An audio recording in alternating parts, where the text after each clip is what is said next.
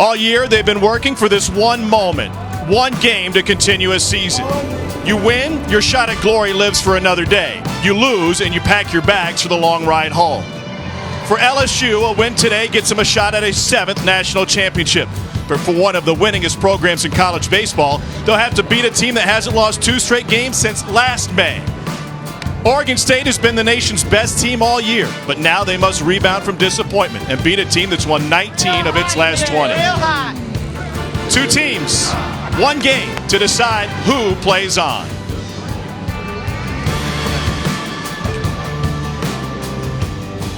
Welcome to ESPN's coverage of the NCAA College World Series presented by Capital One. 2 red-hot teams meeting today. After today, the field will be set. We'll have 2 playing for a national championship. We start with LSU and Oregon State. Then later tonight, TCU and Florida to make it to the best of 3 on Monday. And with that, we welcome you. Hey, everybody. Tom Hart, Chris Burke, alongside Kyle Peterson. These first 2 have already met twice. No strangers, LSU and Oregon State. A little different story in each one, too. In Game 1, Oregon State comes in as the hottest team in the entire country. At that point, they had won 23 straight. They had done it twice this year, and KJ Harrison provided the power. His home run, grand slam, led to a 5-run inning. LSU gave up more runs in that game they had in any this year. Game 2, Mr. Lang showed up like he does in most big games for LSU. Now the math's pretty simple. You win today, you play Monday. They have been the 2 best teams in college baseball for the most part here in the second half. LSU, the SEC champs. Oregon State, the Pac-12 champs, with the Pac-12 Player of the Year. No surprise he's playing well. LSU does have a surprise performer. Yeah, they got a couple little guys in this game that can really go, boys. A couple guys after my own heart. Nick Madrigal, maybe the most exciting player in college baseball, the Pac-12 Player of the Year. First-team All-American. He can drive the ball. He can run the bases. And he can wreak havoc on the base pass. He can also beat you with the glove. One of the most talented middle infielders in America. This kid's a heck of a ball player. Zach Watson for LSU has been a bit of a surprise. He has led LSU in nearly every offensive category this postseason, more than doubling his home run total. He has been electric in the middle of that order. They're looking for another big day from him. Both teams look loose right now. We'll see if that can continue, because the biggest challenge will be controlling the heart rate. For more on that, here's Mike Rooney. Yeah, Tom, for a huge game like this, there's a million great cliches. Slow your heartbeat down. Go 1 pitch at a time. It's all great until you get here and your heart is beating out of your chest. Fortunately, these 2 clubs have skippers that have won this game before. Remember, Pat Casey won national titles at Oregon State in 2006 and 2007. Paul Maneri of LSU won a national title in 2009. So today is the day that these 2 clubs can rely on their skippers. 6th College World Series appearance for Maneri. He also brought Notre Dame here. At LSU, excellence is expected. And when they begin a season, they don't begin it with just designs on Omaha. They plan on winning the whole thing. To get there, they've got to knock Oregon State off. This one decides who plays for a national championship. LSU and Oregon State from Omaha.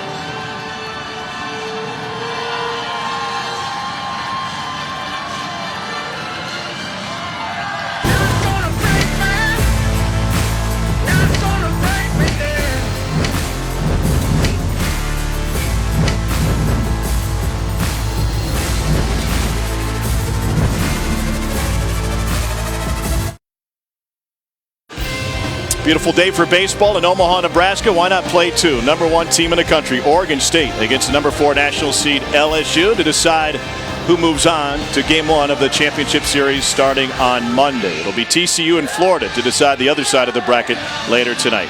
Caleb Gilbert gets the ball for LSU. This is a spot that would have belonged to freshman Eric Walker, but he's out for the year with pain in his forearm and elbow. So it's Gilbert's turn, and he makes just his 5th start of the season out of Hoover High School, just outside of Birmingham, Alabama. 6'2" right-hander is 6-1 on the season with 60 strikeouts and 51 innings pitched, bouncing back and forth between the rotation and the bullpen. His last 8 times out, he's been really good. 4-0 with a .47. Fastball can up to be 94. Slider back behind it. I think the question with Gilbert is, how long can his stuff hold? Longest outing of the year is 5 2/3 innings. If you're LSU, you would love to see him get at least 5 today and shorten the work that bullpen will have to do. He hasn't made a start since May 24th in the SEC tournament in his hometown of Hoover, Alabama. That was against Missouri. He allowed 1 run over 5 innings. Facing Oregon State for the 2nd time in a week, Stephen Kwan 2 games ago, started the game with a bunt for a base hit. Gilbert, the reliever, will pitch out of the stretch. Quan shows bunt and takes it upstairs. Got a color game today. Kind of looks like spring training with the orange jerseys for Oregon State and purple for LSU. But much more on the line today.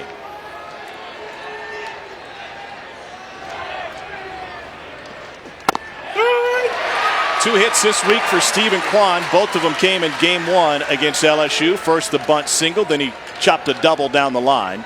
And with the threat of the bunt, Josh Smith is well in front of the bag at third.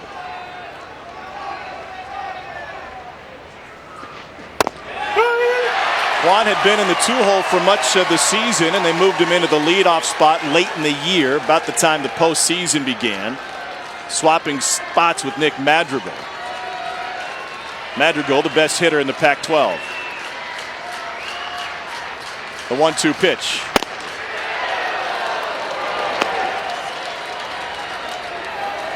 Talking with Steven this week, he doesn't mind hitting with 2 strikes. One of the reasons he's willing to take an early one. How does his approach work?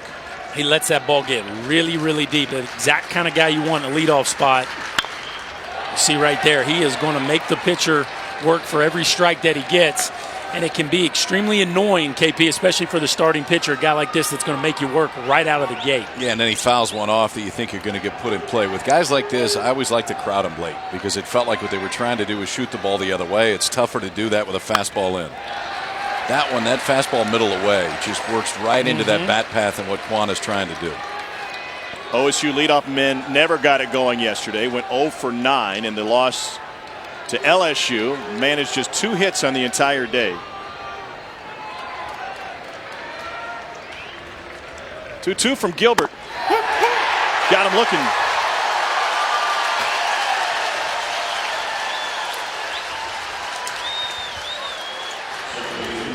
Maybe a good day to run that fastball outside because this one looked like it was a little bit off the plate, and it absolutely was. Papierski has to go get it. He'll steal some now.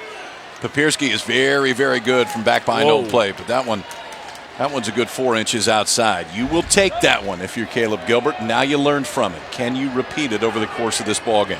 Home plate umpire today is Greg Street. Here's the Pac-12 Player of the Year, Nick Madrigal. And Gilbert starts him off with a breaking ball. Watch your arm. You're not gonna... You can hear Greg Street already warning Nick Madrigal to watch your arm. Don't lean into one. Madrigal, as diverse in offensive players you'll find. Led the Pac-12 in hitting and 5th in slugging. Into right field for out number 2.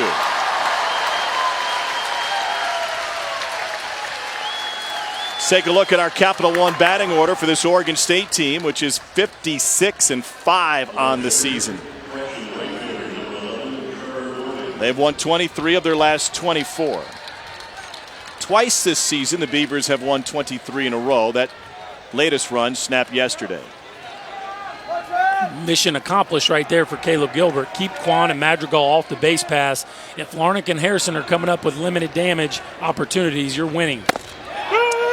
Mike Rooney, what do you think of the strike zone? Hey guys, Stephen Quan came into the dugout, told assistant coach Ryan Ortiz, hey, that's a strike off the plate away, and they spread the word right up and down the hitter's lineup, so that's being communicated quickly down here. Sign of a great leadoff man. Here's Trevor Larnick batting in the 3 spot for Oregon State, 4 for 11 here in Omaha with 6 runs driven in. One of the best run producers in the Pac-12 this season. Sophomore from Pleasant Hill, California.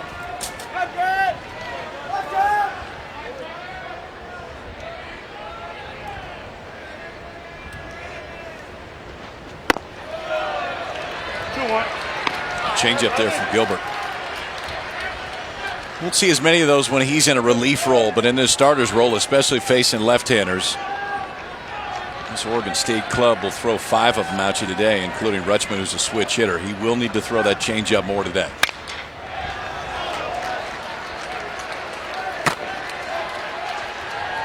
You like how Papierski's getting almost into the ground there on that changeup. That's what you want. Remember Charlie Green? Sure. Remember Charlie Green?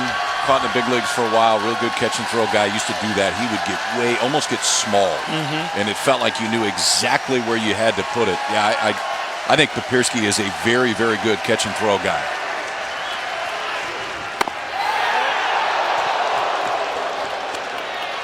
It was a strike earlier, but not now. And the count full to Trevor Larnach. That other one caught just the inside of the white line, and that one's in that same spot. A ball, and should have been called that way.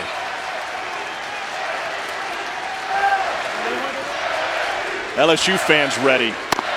And so is their pitcher. Caleb Gilbert puts the side down in order in the first inning with a trip to the championship series on the line.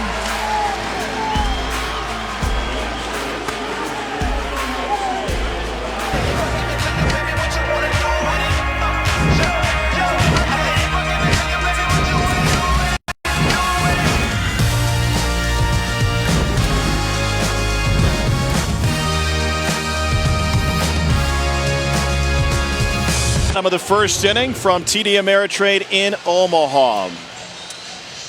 Thought today coming into it that Drew Rasmussen would get the start for Oregon State, but Pat Casey decides to keep him in the bullpen for now, and instead it's Bryce Femmel. Sophomore from Agoura Hills, California, was an All-American as a freshman last year, despite coming into Oregon State planning to be a middle infielder. Started out of the bullpen, turned into one of the most reliable starters. This season, not as easy. 6-2 with an ERA of 3.5 for Femmel. Yeah, most staffs, you would look at those numbers and say they're fine, but not with the best staff in the entire country. 4 pitches, and he does have plus command. We saw it the other day. For Femmel, important to miss in the right place, because a fastball probably won't scare 90 miles an hour today. He had a very good start against LSU the first time out, though, but a lot of that was because balls were hit at guys. He only struck out 3, and the stuff is not swing and miss stuff. We thought we may see that guy. And I think we will see that guy at some point. Drew Rasmussen taken 31st overall, originally announced as a starter. Now it looks like we'll see him out of the bullpen later on today. Kramer Robertson leads off for LSU. The top of the Tiger order has struggled, and Robertson turns that around with one swing of the bat. Maybe the key was just not hitting it as good as he had the last 3 at-bats. Lined that one to left, but left it short. And Mama Mulkey happy to get this one going. Finally, Kramer finds a hole. He's been squaring balls up for the most part of this week, but has struggled to hit with any luck. Here's a look at our Capital One batting order. The top 3 in this batting order for LSU were a combined 0 for 22 against Oregon State until that Robertson single. This is an offense that can score in a hurry. And I think it's very key early for Femmel to make sure that he's hitting the black of the plate. If it's over the white, LSU could put points up real quick. LSU 10th in the country in runs scored. Here's Cole Freeman. And if I was Paul Maneri, I would be looking to hit and run right out of the gate. Maybe not the first pitch, but in this first at bat, I think you got a perfect matchup here with Robertson and Freeman, and a command guy on the mound. Really sets up good for a hit and run scenario.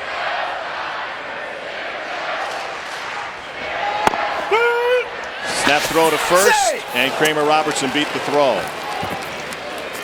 2 pickoffs this season for Adley Rutschman, the freshman catcher, who's been fantastic defensively here on the national stage. LSU had no luck against him yesterday. They are 0 for 4 in stolen base attempts against Rutschman.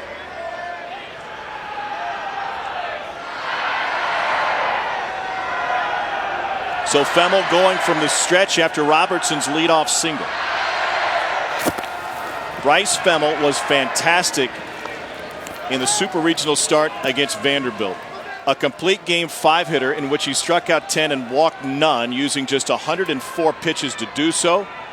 6 of his innings he ended with a strikeout. And outside of Will Toffee for Vandy, the rest of the Vanderbilt lineup went 6 for 31 against him. Here's Rutschman. He got it. Cat-like quickness. I don't know that we've ever seen moves like this. He keeps doing it. Every game we call, this young man's making SportsCenter top 10 plays from behind the dish on balls in the air. He just continues to amaze with his athleticism, the ability to get up and get out, and then the athleticism to finish. I don't like the bunt. I don't like the bunt. I mean, it's a great play by Rutschman. It's as athletic a catcher as you'll see in the entire country, but I don't like the bunt. Not with the second guy of the ball game, not when you have an offense that can blow it open early. Adley Rutschman is single-handedly shutting offenses down. Here's Antoine Duplantis to Madrigal. They get the lead runner Robertson at turn 2. Wow, a pair of web gems here in the first inning. First it was Rutschman, then one of the most talented duos in the middle infield for Oregon State. Well, here was the hit and run we were waiting for. Kramer Robertson takes off on the first pitch. And how about the confidence in the defense from the Beavers to still go for the lead runner, Madrigal to Grenier to Harrison, and the Beavers get off the field.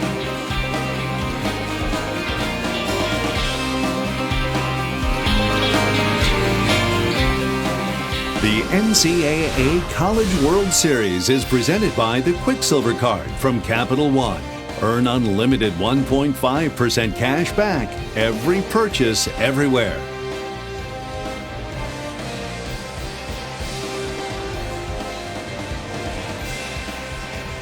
Brendan Bro showing off his dance moves. Glad those were still photos to get us ready for this one.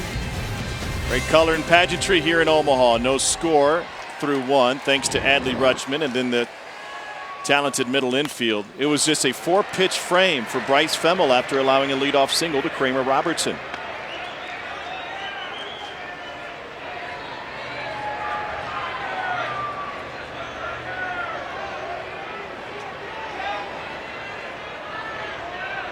KJ Harrison leads off the second for Oregon State against Caleb Gilbert.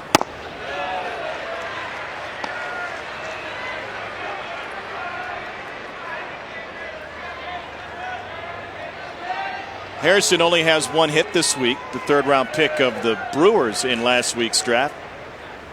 Made that one hit count. It was a grand slam. Zach Watson handles it, one down. And now 17 straight Beaver batters retired by LSU, carrying over from the tail end of yesterday's game.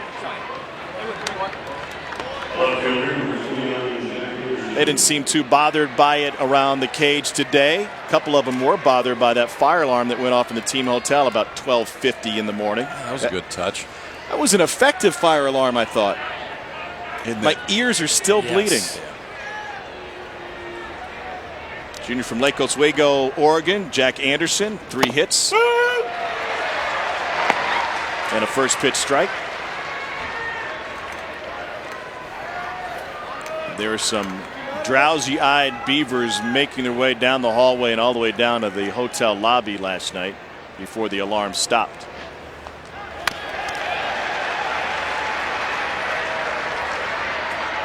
Nothing in 2.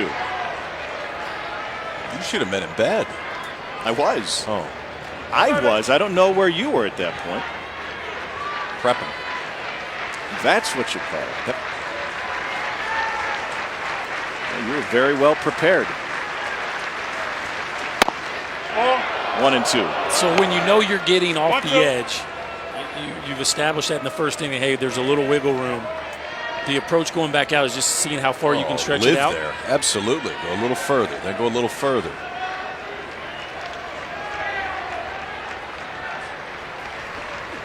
Is that a conversation that Alan Dunn has with Caleb Gilbert between innings, or is that Papierski trying to get him to stretch it? I think it's probably more Papierski. Well, I think it's a discussion between Alan Dunn and Papierski, just to understand, okay, exactly how far out is that, and how much further do you think that we could go? Papierski has a great mind behind the plate. Yes. Coming out of Lamont High School in Illinois, he called every single pitch his senior year of high school.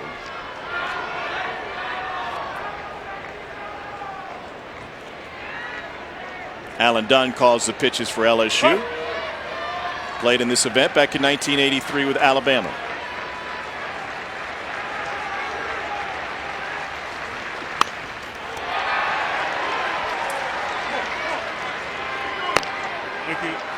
Two different signs right there from Alan Dunn. The first is he wanted to make sure that Gilbert shook his head no twice.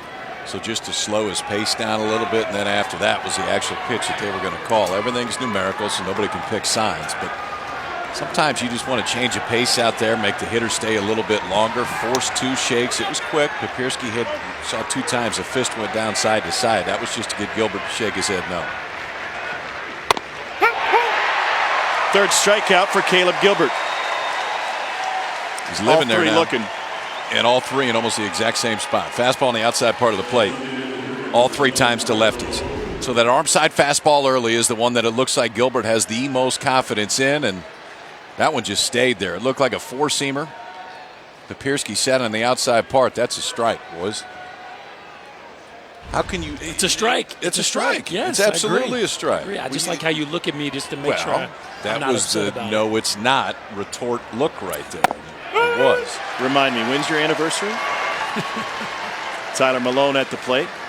Okay, so if you're frustrated as a hitter, what adjustments do you make? Well, and how much do you change what you do? You have to change with 2 strikes, no doubt about it. I thought Anderson missed some pitches to hit early in that bat. And it does add an extra element of difficulty once you get deep into a count, because now you're not quite sure where that edge is. And what you'll see a lot of guys do is when they know the umpire is giving off the outside corner, 2 strikes, they'll just crowd the plate and try to make sure they have a good feel for where that outside corner actually is. Change up there. I think the one thing to watch too with Gilbert is you have to force him to throw a glove side fastball. You got to make him prove that he can throw that fastball on the glove side, because the fastball on the arm side, so away to the left-handed hitter, is one he's very comfortable with right now. Yes, sir. 4 strikeouts for Caleb Gilbert. He is wearing out the outer third of the plate and maybe then some. 19 straight Beavers retired by LSU pitching. It'll be Dykeman, Watson, and Smith for the Tigers.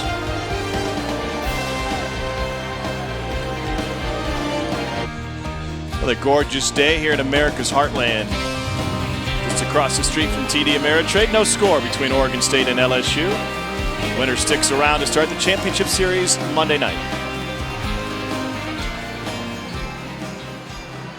Greg Dykeman strides to the plate to start this second inning against Bryce Femmel, who needed just 4 pitches to get through the first. Catcher and pitcher chatting on the LSU side.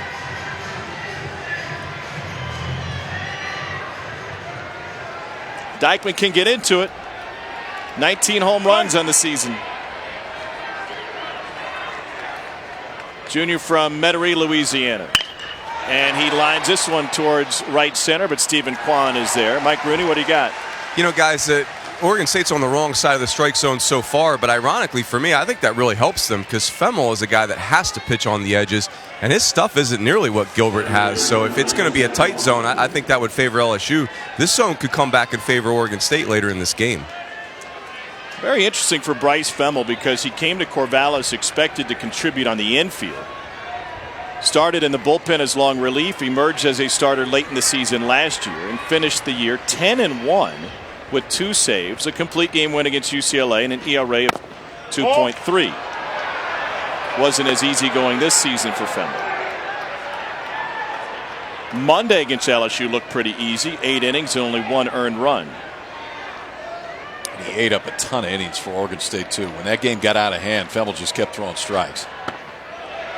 Red hot Zach Watson ignores the breaking ball, 2-0. Watson had great success against Femmel, though, 2 for 3 with a home run. Yeah, and this is the way it goes when you're red hot. It just feels like you fall out of bed 2-0. Regardless of the fire alarm? Regardless of the fire alarm. And Watson, you can see the respect they have for him. A 2-0 breaking ball right there. He has become a feared part of this batting order. Batting .500 here in Omaha, leading the field in hits with 8. He's homered and doubled.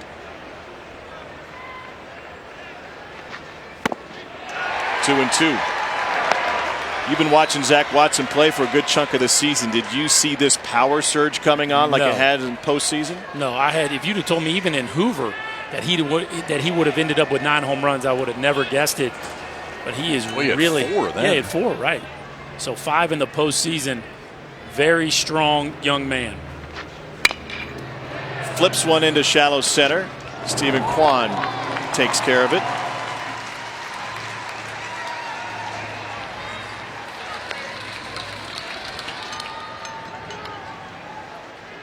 Two out for Josh Smith. We're going to talk a lot today about what's on the line in this single game, and make no mistake, both teams have designs on a national championship, and they need to win today to have a shot at it. But with the youth in both of these programs, don't be surprised to see them back in Omaha over the next couple of years. What Oregon State has coming back next year is pretty scary.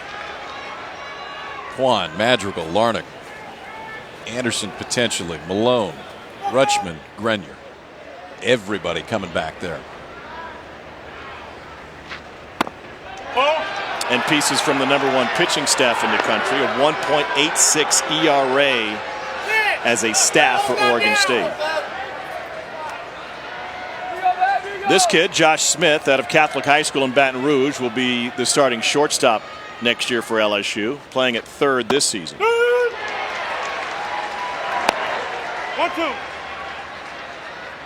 Paul Maneri first saw him play as a freshman at Catholic when he was there to watch his son Tommy, part of the 2013 state championship team. And now 4 years later, he's starting in the College World Series for the 6-time national champions. 2-2. Yeah, awfully impressive to run 3 freshmen out here in the College World Series for Paul Maneri. He's had some really veteran clubs over the last 2-3 years, but this year some youngsters that you can see have very bright futures. All 3 have homered here. Pretty good way to remember this place.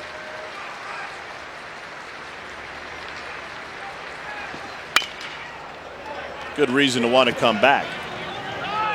You got Duplantis and Jordan, just sophomores. Of course, Bryce Jordan will be back, the twin brother of Bo, next year in the lineup. So, granted, you lose 2 of the greatest pitchers to ever put on the Tiger uniform, but certainly a future is very bright, as it always is in Baton Rouge.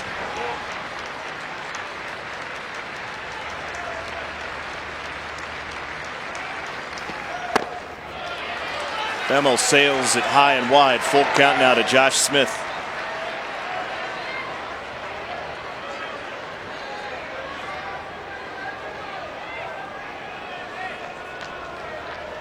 Catholic High School in Baton Rouge, same high school as the Nola brothers, Austin and Aaron. They did pretty well. Here's the 7th pitch of the AB, and it's a walk. 2-out pass for Smith, and that'll bring Bo Jordan to the plate.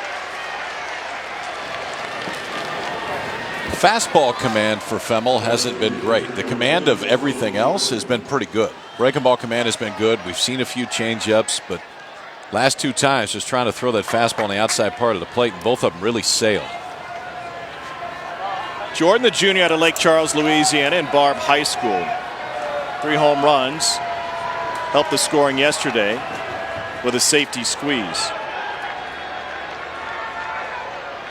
Rutschman through the signs. If you've followed Femmel over the course of this season, unable to replicate the high level of success that he had last year, you'll know that he's had a short leash with that inconsistency. And now when you got a guy like Rasmussen available behind him, you wonder just how short that leash would be. And the chess game with Rasmussen is if you can shorten him up today.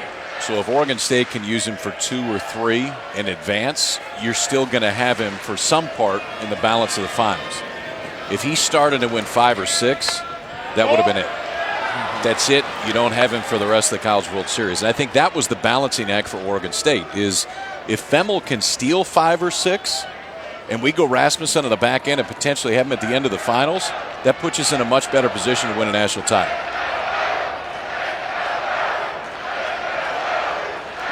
Pat Casey's done it before, a pair of national championships in 06 and 07. Oregon State in their 6th College World Series. In on the thumbs. They first made it to Omaha in 1952, just 2 years after the event moved to Omaha. I think we get a pretty clear picture of where Rasmussen is on his trail back to being fully healthy by the fact that they don't feel comfortable starting him yet. Well, I think they feel comfortable starting him. I think they don't feel comfortable bringing him back on short rest, which is right. I mean, they shouldn't. But again, that shows us where he's at. That he's not back at 100% because that's a horse now. That's a big physical kid. He's 15 months off. So I think it was the end of March last year. So he's about 15 months off. I appreciate the approach. I think it's healthy because he's got a chance to pitch for a while now. Last year, Rasmussen made 6 starts before Tommy John surgery.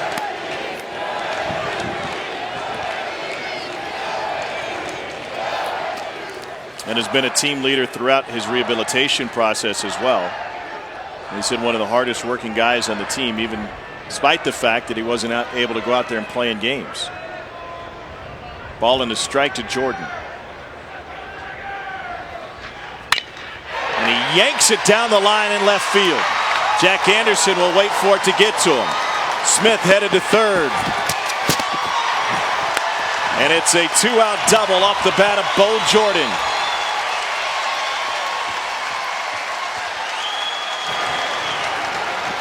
The bottom of this lineup just keeps getting it done. It's been a bit of a struggle early on in the Tiger lineup, but Smith with a 2-out walk, and now Jordan gets a breaking ball up around his shoulders and barrel hooks this ball down the left field line. One of the earmarks of both of these clubs is you got to work for every out you get. Very talented hitters up and down each of these teams' batting orders.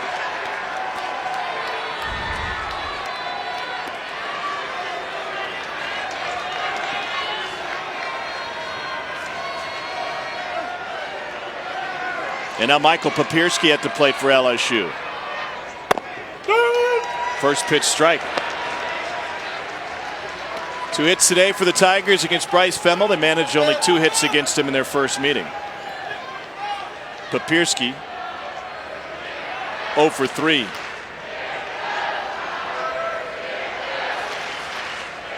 Ninth round pick of the Astros.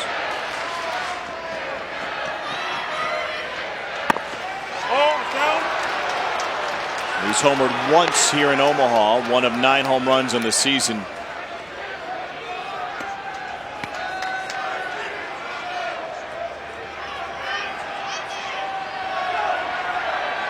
Madrigal playing Papierski on the grass for the moment.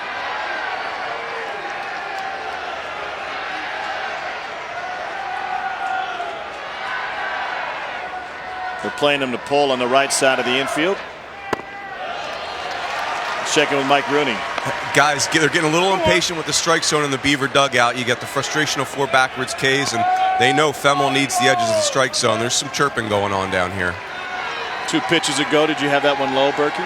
No, I just felt like that pitch is definitely a competitive strike, and I know it maybe faded a touchdown at the end, but it certainly was over the plate. And as Roone said, that's a pitch Femmel needs. Hitters count for Papierski, and that one's up and away. I think the difference between the 2 pitchers right now is when Femmel generally misses, he misses big. It's been up and away a couple of times, and Gilbert has been near the strike zone. The biggest thing for Femmel today is he can't miss middle. If a bigger miss at this point is probably a better thing than a miss down the middle, just because the stuff is different than Caleb Gilbert's. Well hit. Deep right field. Larnach back. It is gone, and LSU's got a 3-run shot and an early lead.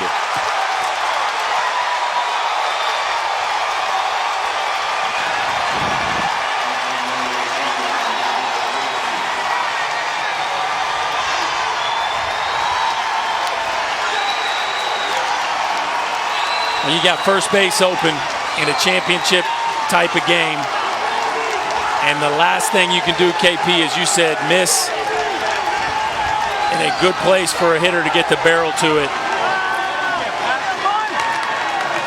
And that right there was a big mistake in a hitter's count that really cost the Beavers.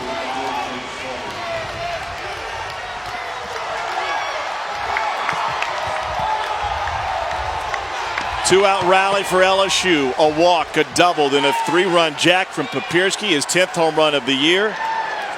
And here's Jake Slaughter.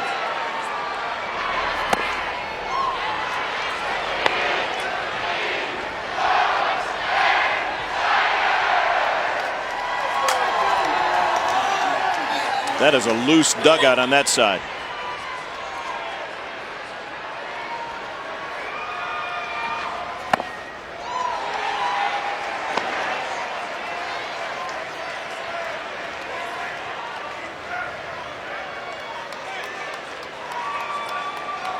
Oregon State's going to populate the dugout here in the the bullpen here in the second inning.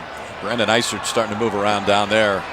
A little bit surprised it wasn't Drew Rasmussen. I think that There is no time too early at this point to bring Rasmussen in, because you cannot let the team in purple run away from you, because they can do that in a hurry.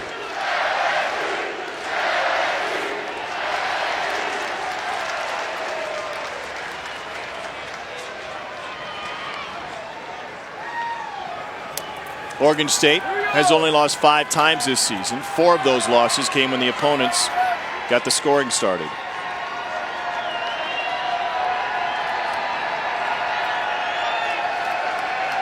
Beavers have won 23 of 24 games.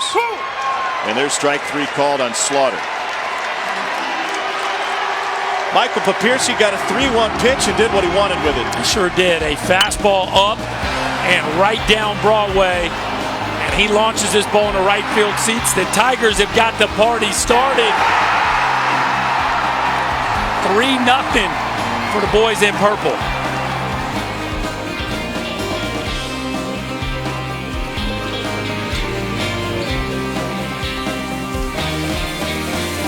Papierski was a pretty good high school quarterback, but he changed his mind, turned his attention over to baseball. Seems to be a pretty good decision, especially here in Omaha today. 3-run home run against Bryce Femmel. If you had to do it over again and call the pitches, how would it be different? I don't know why we're challenging in a 3-1 count with second and third and first base open with a right-handed hitting freshman on deck. I just think with the control guy like Femmel on the mound, throw a changeup. If he swings, he swings. If not, move on and face the next guy. Yeah. Junior from Lamont, Illinois. Papierski played high school football with Ethan Posick, who was an All-American center at LSU for Les Miles and Ed Orgeron. When he decided to quit the high school football team to focus on baseball, Posick sent him a text that was about 4 paragraphs long, trying to talk him into staying with the football team, extolling the virtues of being a football player and everything that could come with it. I don't know if Papierski still has the text, but it looks like he made the right decision. Posick ended up being a second-round pick of the Seahawks this year. Switch hitting catcher that can really catch and throw, that has power. Not a bad thing to get into professional baseball. And not a bad pick in the 9th round by the Astros. I think they're going to like that one. Gretler sends this one into the seats. 0-1 to the Oregon State third baseman. Gretler's played all over the place for Oregon State this year. Couple of starts at first base for the Bonnie Lake, Washington native. That's when KJ Harrison was injured. Can hit anywhere in the lineup. And now makes his home at third base. Caleb Gilbert has retired all 6 Beavers he's faced today. Diving stop, Smith, the freshman sidearms, 1 down. Makes you feel pretty good if you got next year's shortstop playing third base right now, Berkey, because he has stolen some hits all the way through this College World Series. I'm just really impressed by the freshmen for LSU. Slaughter, Watson, Smith, the athleticism to get there, the casual flip across the diamond. The moment's not too big for these kids. They continue to rise to the occasion. It's been awfully impressive to watch. And the kid at the plate has been impressive to watch as well. Adley Rutschman, freshman from Sherwood, Oregon. Pac-12 honorable mention catcher. Defense has been outstanding. A little bit quiet at the plate, just 1 for 12. Wasn't planning on playing football at Oregon State, but made the team in the fall and won the job as a starting kicker.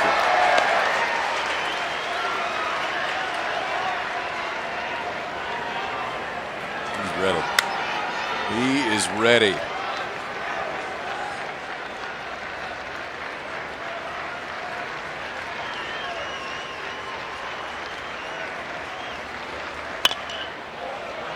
Rutschman comes from an athletic family. His grandpa Ad was a football and baseball head coach at Linfield College in a IA school. He's the only collegiate coach to win a national championship at any level in both baseball and football. Back home watching in Oregon. tutored a young coach by the name of Mike Riley back in the day. Come out. Now Nebraska's head coach, and Riley showed some interest in Rutschman and coming to play football at Nebraska, but his high school football coach didn't tell him about it until he was already planning on going to Oregon State. Home cooking to get him to stay close. Great article in the local paper this morning, and Papirski to chat with Gilbert.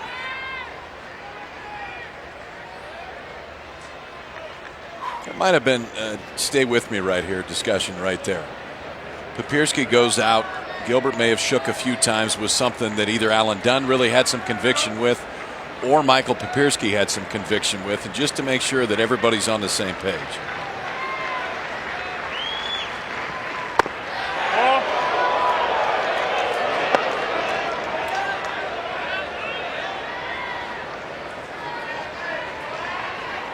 Rally corn dogs or just corn dogs?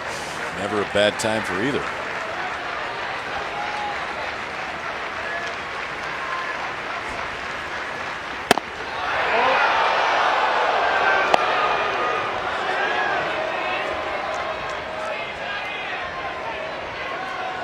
Paul Maneri looking for his second national championship.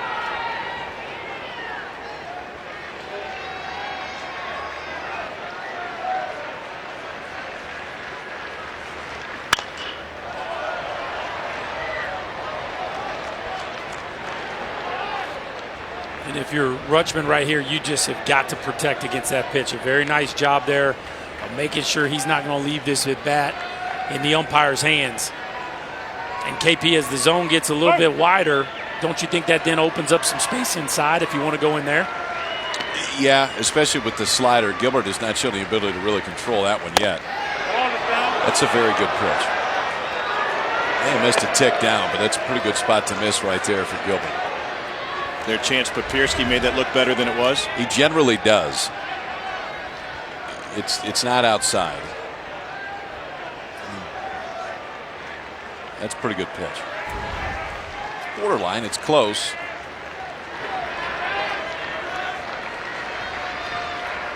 This will be the 8th pitch of the at-bat. Of all the strikes to call, that one gets him rung up. It is the 5th K for Caleb Gilbert. All 5 have come with the Beavers looking. Well, the last one was close, but this one really wasn't. And if you're Adley Rutschman, you've got a legitimate gripe with home plate umpire Greg Street, and that's going to be interesting for the catcher. You can see just how far off the plate this one is, folks. That's almost in the other batter's box. And I know he missed a close one the pitch before, but you can't make it up with one that's way outside on the next one, and you know the catcher Rutschman is extremely disappointed with that result. This is Caden Grenier at the plate now.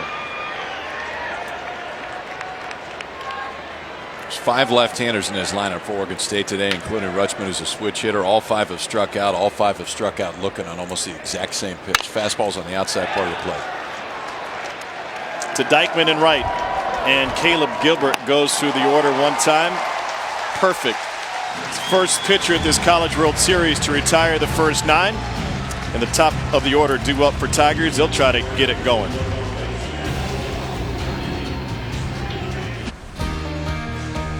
Well, Adley Rutschman, the freshman catcher, got called out on strikes when he was at the plate in the Oregon State half of the 3rd inning. Not pleased with Greg Street's strike zone. And then came out moments ago to get behind the plate for his starter, Bryce Femmel. The conversation continued between he and Street at some point.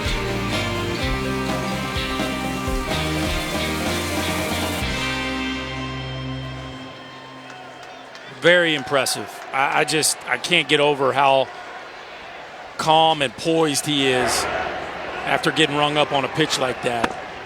It shows you just how mature this young man is, and speaks very highly of his pedigree, because there's a lot of kids in an elimination game like this that would have lost their minds getting punched out on a pitch like that.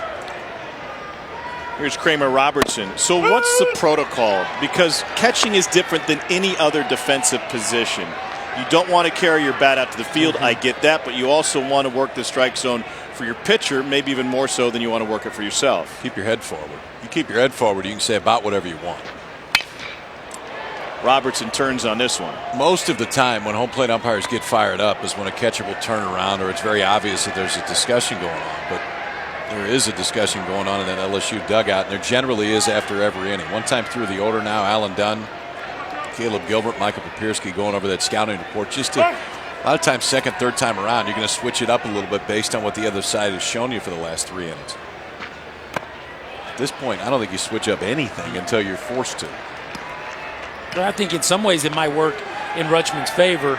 There's nobody on. It wasn't a damage situation. So you wear it like a champ. You go back there and have a mature conversation with Greg Street, and maybe it gets your guy a little extra room off the edge. Well, as that conversation continued behind the plate before Rutschman got down to his crouch, Pat Casey came out of the Oregon State dugout, and he came all the way out to the grass. And I don't know if he was telling Rutschman to take it easy or if he just wanted to make sure that the conversation remained professional.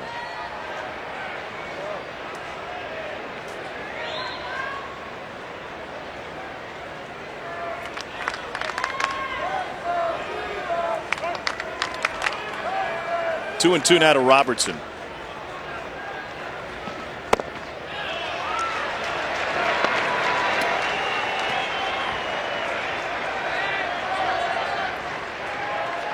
Kramer Robertson turned down the draft last season after his junior year at LSU to come back with his senior teammates to win a national championship. And he has reached base twice here today and trying to get his dugout fired up.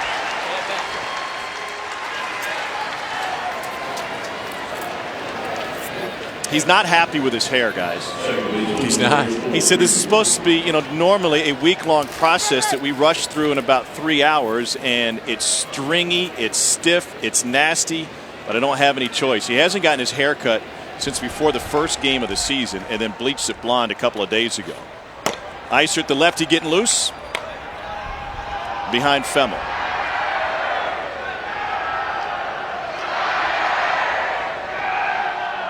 The challenge for Kramer now from the hair perspective, he goes, I want to change it now. I want to go back to black if we're able to win. But how do you change it if you win? You don't. Cut it. That ain't happening. That's the question. How do you change it? You cut it. I presented the same offer. Freeman tried to bunt his way on in the first inning. That was snared by Rutschman. I think with Freeman, if he's going to bunt, and it's the same thing in the first inning, if he's going to bunt in this situation, show late, take a chance, try to put it down a line, not as early as he showed. Rattler's 60 feet away from home plate by the time the ball gets there. I mean, the man can hit a ground ball whenever he wants. So I think if you're wanting to make sure you advance the runner, it's a real easy hit and run opportunity that might end up in a first and third situation. Deep as the left fielder Jack Anderson's playing, if Freeman shoots one in the 6-hole on a hit and run situation, Robertson will run right in his face and go first to third. 9 stolen bases on the season for Robertson and 12 tries. This is I said it the first time, I'll say it again, it's a very comfortable guy to hit and run as a hitter. The last thing you want as a hitter is a guy who has swing and miss stuff in a hit and run situation. Runner goes, ground ball to short, no play at second, and that saves him from hitting into a double play. They had it. They had it. I mean, they took a chance earlier when Madrigal fielded it, quick flip to Grenier, and they turned a double play. And I think they could have done the exact same thing right here, Berkey. In fact, it looked like they might have had a little bit more time than they did the earlier one. And this is where you communicate, because you know it's a hit and run situation. Hey, bullet at me, I'm coming right at you. A rocket right at Grenier, and he just doesn't pull the trigger. Oh, and Madrigal's just begging for the baseball. Now, I don't know if you turn it on Freeman because of how fast he is, but at least the force out's still in order and you don't have a runner in scoring position. Grenier Madrigal split time at short early this season before Madrigal found his home at second, would eventually be the Pac-12 Defensive Player of the Year.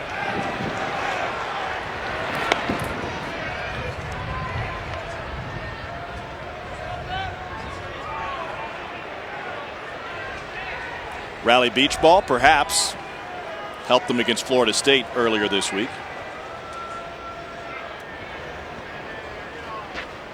Antoine Duplantis pulls it right side off the glove of Madrigal. Kramer Robertson around third. He will score to make it 4-0 LSU.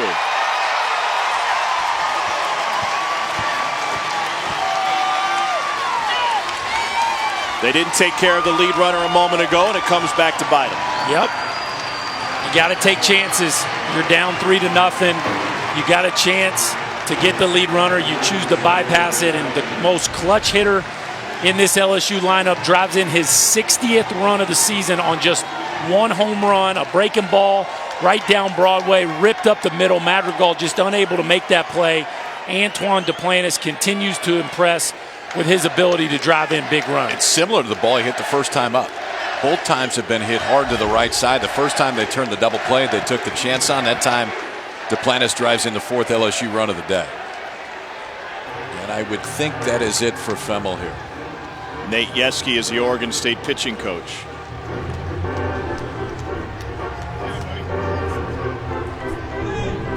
Brandon Eisert looks like he's ready to go.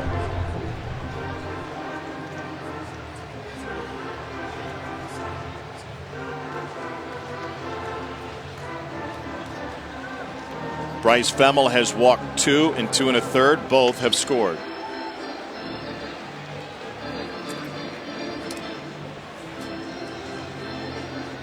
What's the decision to be made? I don't think that there is one. I think Nate Yeske, when he went out right there, they knew what the decision was. Maybe just wanted to talk to Bryce Femmel a little bit more. So they'll go to the freshman lefty as Eisert makes his way in from the Oregon State bullpen. Might have wanted to talk with the home plate umpire, Greg Street, as well. Femmel's done after 2 1/3. LSU leads 4-0 behind the play of their senior shortstop Kramer Robertson. A spark plug for this LSU team and a basket of emotion.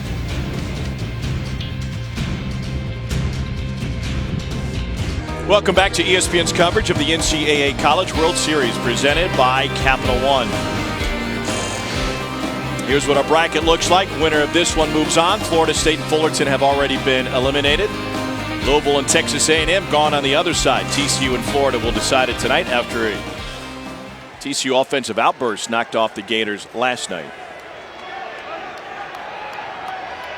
College World Series debut for Brandon Eisert, the freshman from Beaverton, Oregon. Freshman All-American.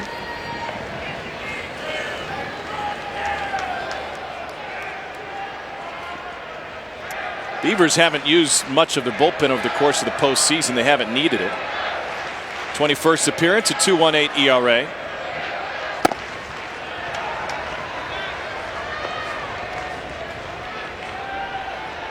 You don't roll through the season with a 1.86 ERA as a club if you don't have depth, and Oregon State has plenty of that. I still thought we may see Rasmussen as the first guy up right here, though. I don't disagree with you, but I thought it would be in more of a leverage situation. When it got 3-0, you're wondering, when can your offense get you back in, especially if you want to limit Rasmussen's innings. But to me, Rasmussen can go 5 innings, okay? So now, potentially, you bridge to the 7th to the 8th. You're in a leverage situation now because you're behind. So maybe not what the base paths are telling you, but more by what the scoreboard's telling you. I just don't think you can let LSU get too far out ahead. Remember, Zach Hess is ready to go today. When you start getting later on in this ball game, you don't want to see Zach Hess trotting in from the bullpen if you're Oregon State.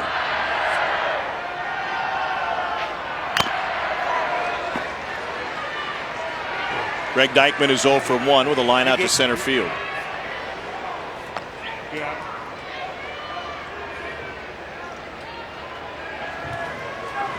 There's Hess with the Wild Thing haircut. He has been untouchable.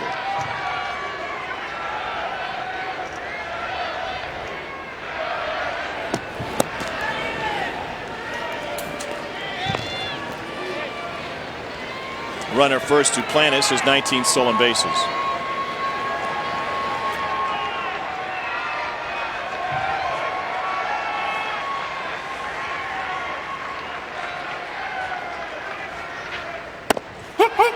And Dykman punched out.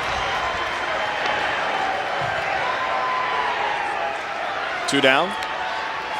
Michael Papierski with the big swing today. For this inning, 2 started, 2 outs, nobody on. Walk to Josh Smith, Bo Jordan double on the left field line, and Papierski with one swing gives LSU a 3-0 lead, 10th home run of the season for the switch-hitting catcher. 3-1 fastball that was elevated, and he took it from there. 7 hits in this NCAA tournament for Papierski.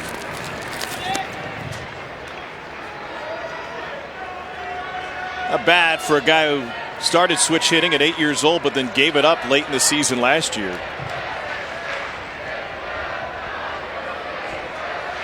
And he gets it from the left side here. Come on. I'm still blown away. I know it's early in the ball game, but just you can't make that mistake on 3-1 right there. You just can't. And the fact that they decided to pitch to him right there with first base open just blows me away. Duplantis was going back, but it got so far away from Rutschman on the mix-up that he's able to get to second. Yeah, Rutschman thought they were pitching out. That was the move, and I think he threw him a breaking ball. It looked like a cutter at the least. Yeah, something that was moving glove side. So watch Rutschman's first move. He's going to move all the way out. Yeah. It was either a slider or a cutter, and that was not exactly what Adley Rutschman was thinking when he moved all the way out there. You see his first move to go out. They think there's a chance that Duplantis is running. He is not until it gets past Rutschman. Now Duplantis standing at second base with 2 outs. That could have very well been called a strike. That one is hard to have miscommunication on when there's nobody standing at second base. Just the 3rd pass ball of the season charged to the freshman catcher. And that's a really tough pass ball. And I don't know what else you call it, but when you're looking for a 2-seam fastball and a pitch out and you get a cutter, that's not the easiest one to handle. 2-0 now to Zach Watson.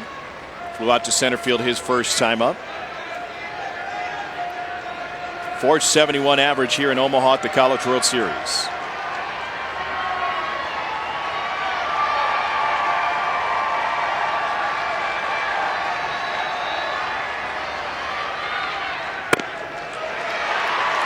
.3-0.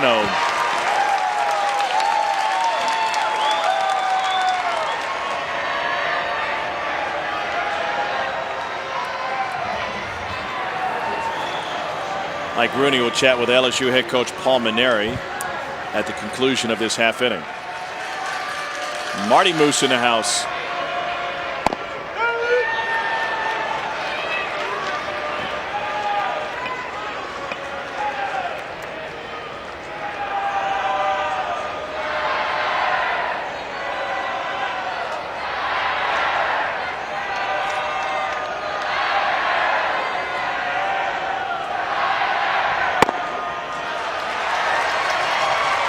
Two-out walk, and there's 2 aboard for Josh Smith.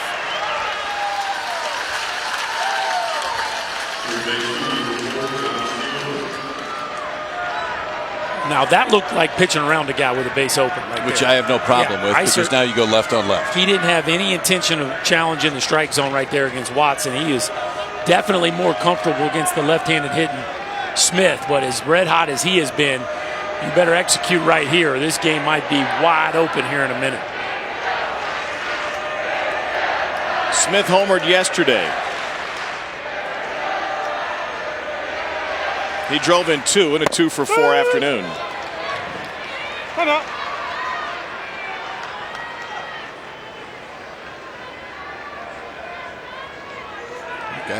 The game's moving pretty fast in Eisert's head right now, because we had a pitch out that it looked like he didn't see with nobody on second base, and then that time clearly he's not on the same page as Adley Rutschman. He goes out to have a discussion with him after the first pitch to Josh Smith. 1 strike, 2 outs.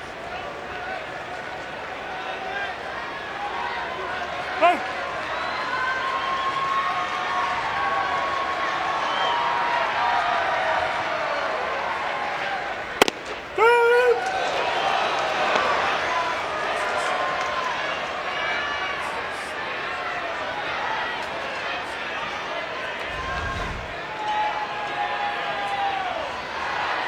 Well, it's consistent. You know where it is.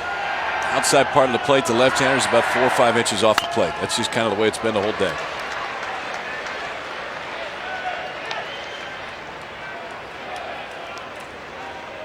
And honestly, at this point, if you're LSU, you don't say a word. No. You're up 4-0, and it's helped your guy more than it has their guy at this point. You just kind of roll with it.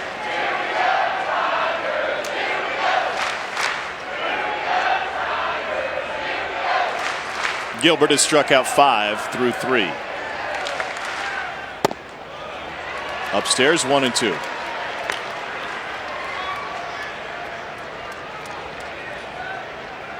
At this point, I think you just go 3 in a row. 4 seamers away. Set up 3-4 inches off that outside edge and force Josh Smith to try to discern ball and strike. Maybe a slider in there somewhere.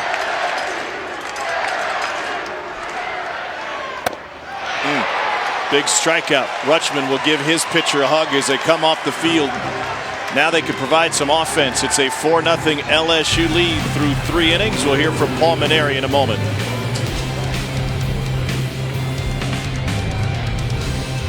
Welcome back to Omaha with LSU skipper Paul Mainieri. And Paul, what are you seeing from your right-hander Caleb Gilbert?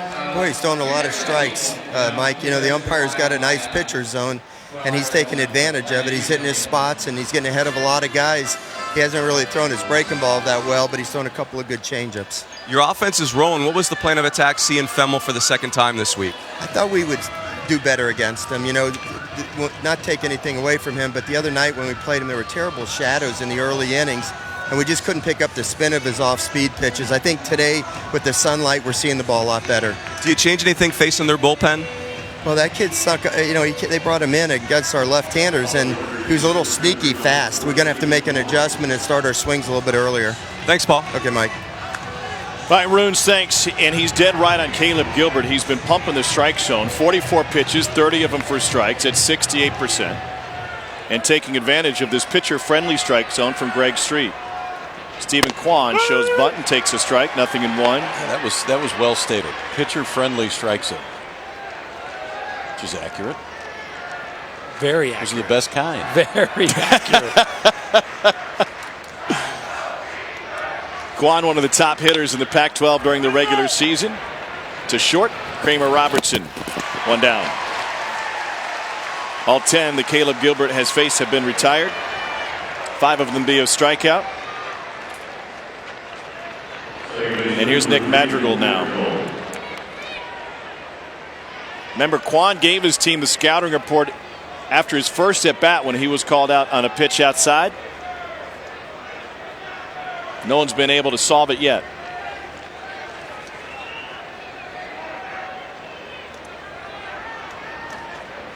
Madrigal hitting the 2-hole for the first time this season against Yale in the regionals. And he swings at the first pitch here. Cole Freeman makes the catch behind Slaughter.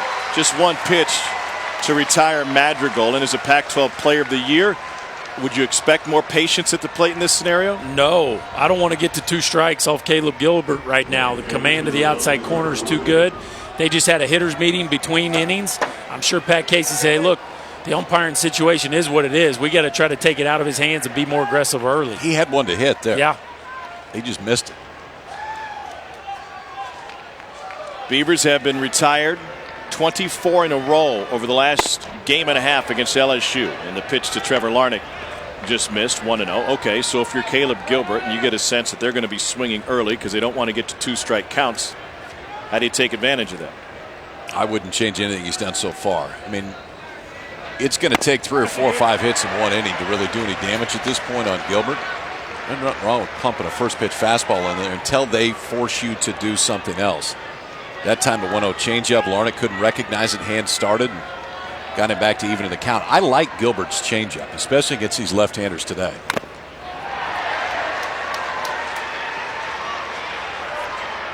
And to be fair, Thimel Gilbert's the one that's executed, right? The strike zone's similar. Gilbert is the one that's executed. I've been awfully impressed with him to this point in the ball game. He is completely in control of his emotions.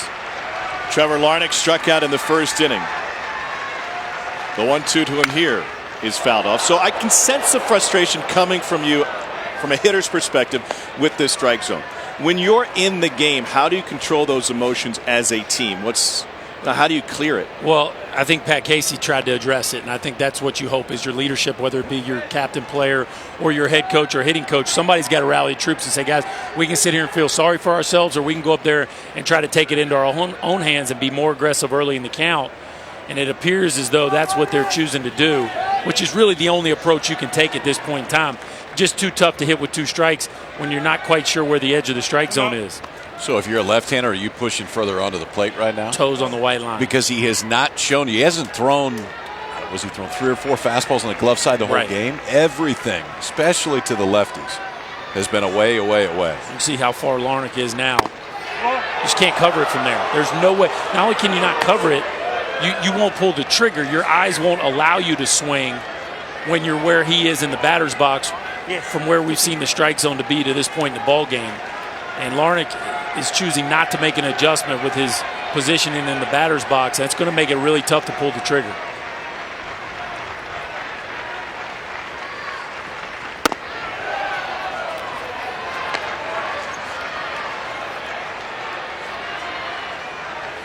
Full count to Larnach with 2 down.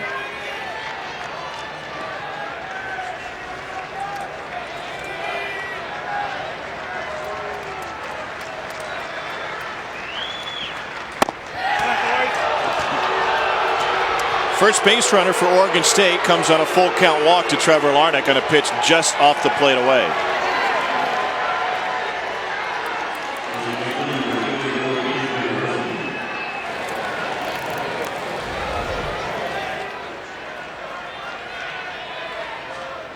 You can see that reaction by Larnach. Right, that's 3-2 pitch. I mean, it's either ball 4, strike 3 right there, and he's waiting just to make sure. Because he punched out looking on a pitch that was similar his first time up. That one was clearly off the plate. Power threat KJ Harrison fouls the first one off. And that's what we're talking about right there. That's an opportunity. A pitch right in the wheelhouse of KJ Harrison. He's just a little tardy. And that's what you're going to see, I think, as this game continues to play out, is Oregon State going up there and trying to be aggressive on the first good heater they see. 1 for 14 in this College World Series, but that one hit was a grand slam against LSU in the first game between these two. To the left side, Robertson with range from his knees. He'll be late, and Oregon State's got 2 aboard on their first hit of the game.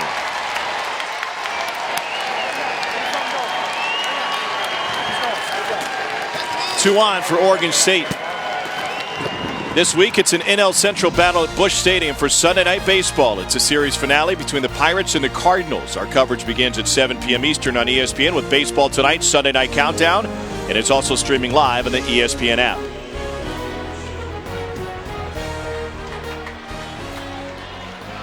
Jack Anderson at the plate for Oregon State with 2 on, and the first opportunity for the Beavers today against Caleb Gilbert.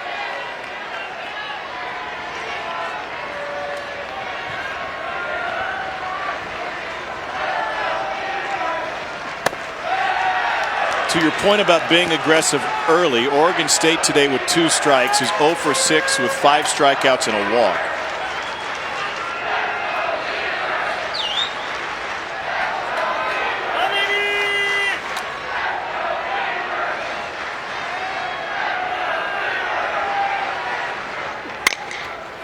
Robertson at short. Goes the short way to Freeman, his senior classmate. That'll close any Oregon State threat in the 4th. No runs, a hit, and with a walk, 2 left on, middle of the 4th, 4-0 Tigers. What a beautiful day here in Omaha, Nebraska. It's a 4-0 lead for LSU. Only 1 hit allowed to Oregon State thus far as we move to the home half of the 4th inning. The first of 2 today to decide who's going to play for a national championship in the best of 3 championship series starting Monday. Florida will send Alex Faedo, got the win from Alex Faedo with 7 innings of 11 strikeout baseball, and Jared Janczak for TCU took the loss, 4 innings and 3 runs. They'll go head-to-head tonight, 8 o'clock on ESPN. Yeah, it would not surprise me if Faedo was the same way that he was in the opener. It would surprise me if Janczak is the same way that he was in the opener between those two, because Jared Janczak doesn't walk anybody. He walked 5 that first game against Florida. I think that one will be a real pitcher's matchup. So who has the advantage tonight? Who has the advantage? I don't know that anybody does on the mound. An overall standpoint, maybe TCU just because they won last night, but I think that one's about as even as you can get it. Did the way that thing play out surprise you last night? What's that? The way that game played out with TCU's offense doing so much late in the game? Well, we've seen TCU's offense be really good. We just hadn't seen it be really good here before last night. No, I can't say that it told. What shocked me was after seeing how good Kowar was to the first 8 hitters of he looked like he was pitching in a Major League Baseball game, the first 8 hitters of the game. And then they got to him, and they got him quickly. Ryan Merrill's 2-out single in the third, I don't think can be overlooked in the course of that entire ball game because that's when TCU's offense started going. Florida won the first matchup between the two, 3-0.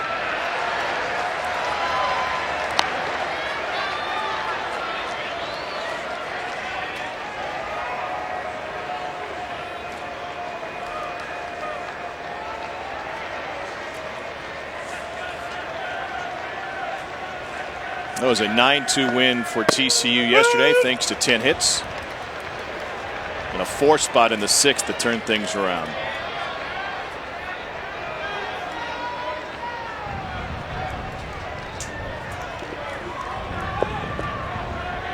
TCU's bullpen only allowed 3 hits and didn't allow a run. 3-2.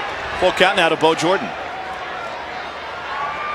Charles King gets the gold star yesterday because he comes out of the bullpen and saves the balance of it. And what I like is both bullpens have their main guys ready to go today. I mean, it's a matchup at full strength really on both sides.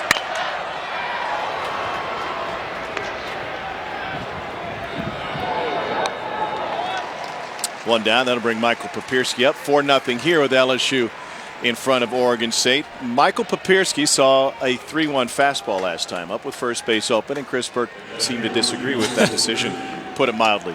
Well, I just think Papierski has shown you throughout this postseason that he's dangerous. And a freshman on deck, right on right matchup, it just seemed to make sense at that point in time that you would be careful with Papierski, especially with a guy that can pitch backwards on the bump and 2 outs. Now, having said that, I'm awfully impressed with LSU's lineup. They continue to get production at the bottom part of the order, and Papierski has just been an absolute dude this entire postseason.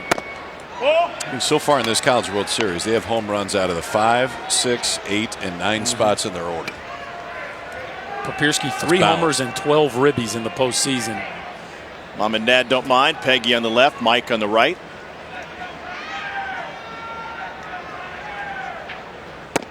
Ball. 2-0. And then for me, the other thing is Caleb Gilbert. Regardless of the strike zone, he continues to execute pitches. He is feasted on that arm side fastball, and the changeup we saw last inning. There's a lot to be excited about if you're a Tiger fan with Caleb Gilbert. I've always liked his stuff. I think Gilbert has taken advantage of the strike zone. Strike zone's going to be what it is. He has taken better advantage of it than Oregon State has at this point. He's been outstanding.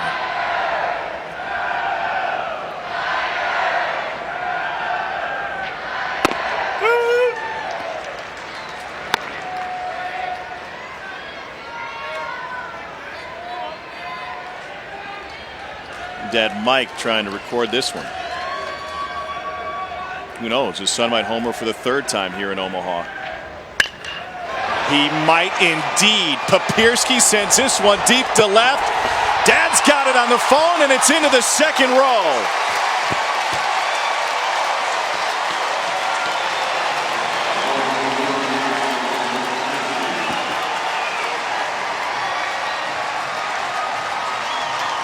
Wow. That might get texted to some family and friends. Houston, you got a player, because that is a steal in the 9th round of the draft this year. Switch hitting catcher that is flashing all kinds of power at the back end of this season. Fastball up in the zone again, and I thought he missed an opportunity on the previous pitch. He got himself even a better one right there, and he gets the bat head out and over the plate and launches another one. First from the left side, now from the right side. What a talented player, Michael Papierski, and you know the family loves this one. How about that? How about that? Good timing, Pop. Michael Papierski is the first player in the history of the College World Series at TD Ameritrade to homer twice in the same game. You have to go back to TCU's Brian Holiday at Rosenblatt in 2010. He hit 2 home runs in one game. That came against UCLA. Good thing he went back to switch hitting, huh? Working out all right. The only problem if you're dad, right, and you're filming it from the stands is it really limits the celebration. It does. We got both hands on the phone. You can't hug the wife, and now you got to spend time texting it out to everybody.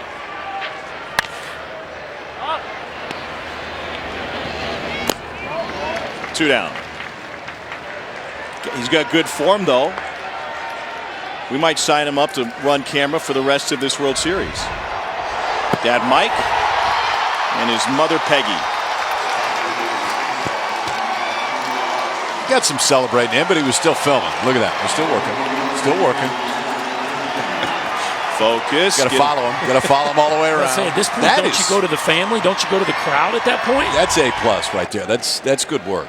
Wait, now you're directing? Yeah, I'm thinking, Yeah, exactly. Don't you want a little sense of place? Sense of place. Sense of stop. Sense of 5-0. Got my terms in, boys. Starting to learn this business.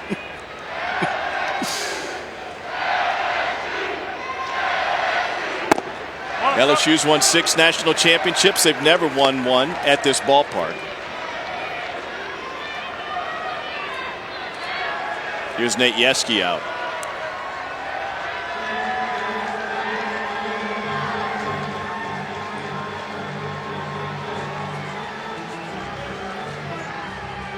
LSU will have to beat Oregon State twice to make it to Monday. They've already got 1 win in the books, and they've got a 5-0 lead here in the 4th. And Drew Rasmussen will finally enter this game. It comes with the Beavers down 5. Meanwhile, Michael Papierski has driven in 4 of the 5 for LSU, 1 from each side. How about putting yourself in the record books for the Tigers? A homer from both sides of the plate. The first young man to do it at TD Ameritrade in the College World Series. The family loves it. The Tigers love it. It's all LSU right now.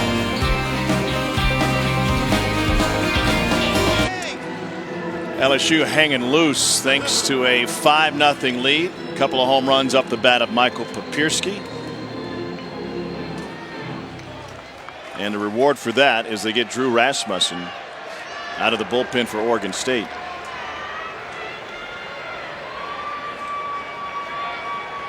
Rasmussen coming off of Tommy John surgery, made 6 starts last year. This will be his 8th appearance this year. The ERA is minuscule, .79. First round pick of the Rays. He has struck out 24 and walked only 5. And the first pitch is lifted to left field from Kramer Robertson. He has a 2-hit day going.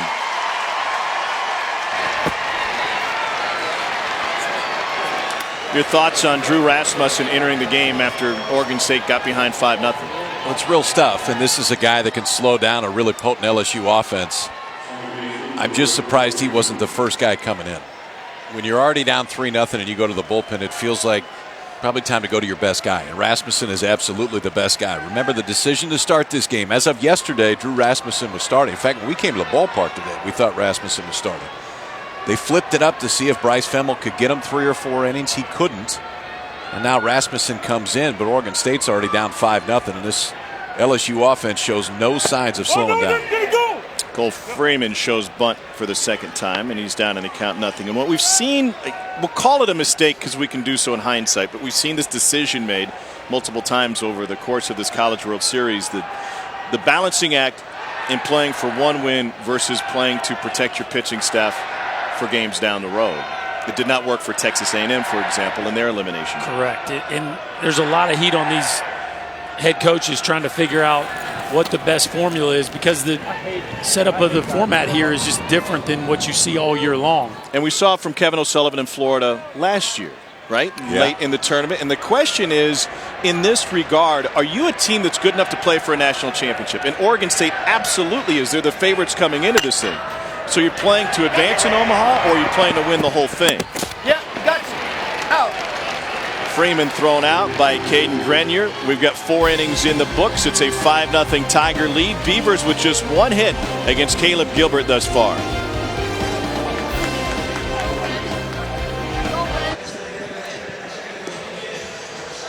It's a 5-0 lead for LSU.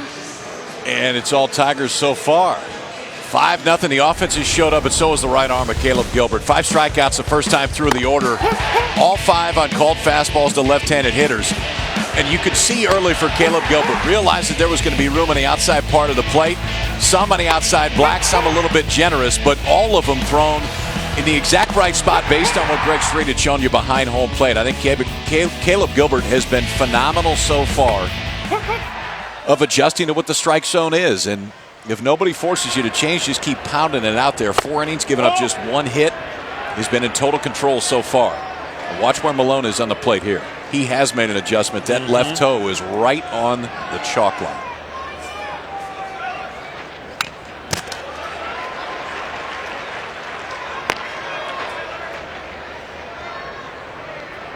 Malone doubled yesterday. It was his first extra base hit of the season.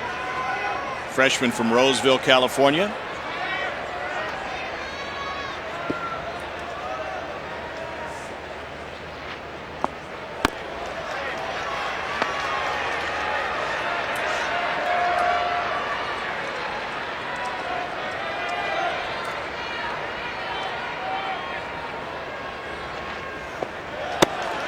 And Gilbert misses low and in.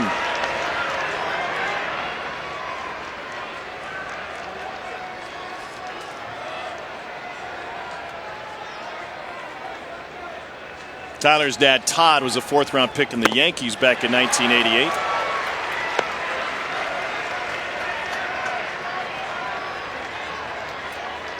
He's at the game today.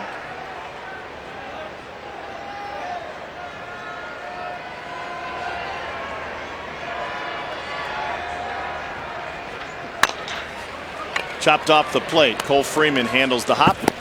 Hold the first baseman off the bag, but Jake Slaughter is able to get the tag behind him and retire Malone. It'll be TCU in Florida tonight. For more coverage of the College World Series, including interactive bracket and highlights, go to ncaa.com.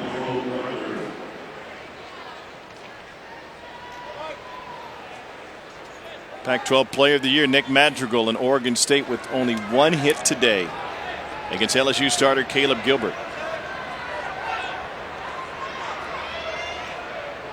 Here's Michael Gretler.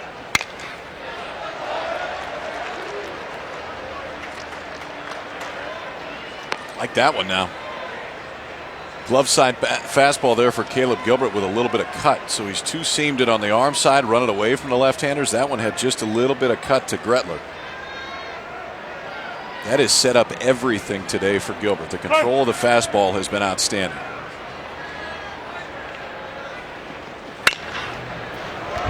Mike Rooney, what are you hearing about the strike zone? I would just say this, guys. If you're Paul Maneri, you are loving this situation because Zach Hess is a guy that sprays the ball around at times, and you're loving the idea of a big lead and Hess coming to pitch to that strike zone.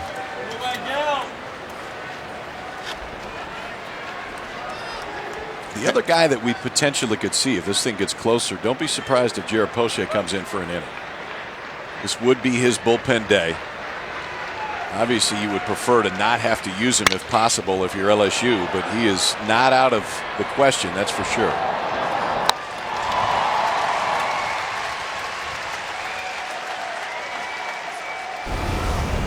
This was Zach Hess getting it done yesterday, talking with coaches after the game. Jim Schlossnagle, Kevin O'Sullivan, they're like, this guy's ready for the big leagues right now. Yeah, that stuff plays immediately. I mean, he could have walked right into a major league bullpen yesterday and nobody would have blinked an eye. Zach Hess, who until 6 days ago wasn't the closer, he's your closer now. 3 innings, 8 strikeouts, he's walked 3 and he has 3 saves. That's pretty much the definition of a closer. It's an LSU College World Series record, and that's a pretty good sign anytime you can put your name in the LSU record book here in Omaha. Josh Smith behind the mound. 1-2-3 frame worked by Gilbert. Middle of the 5th, all LSU. We'll get Pat Casey's thoughts. The Oregon State head coach will chat with Mike Rooney right after this.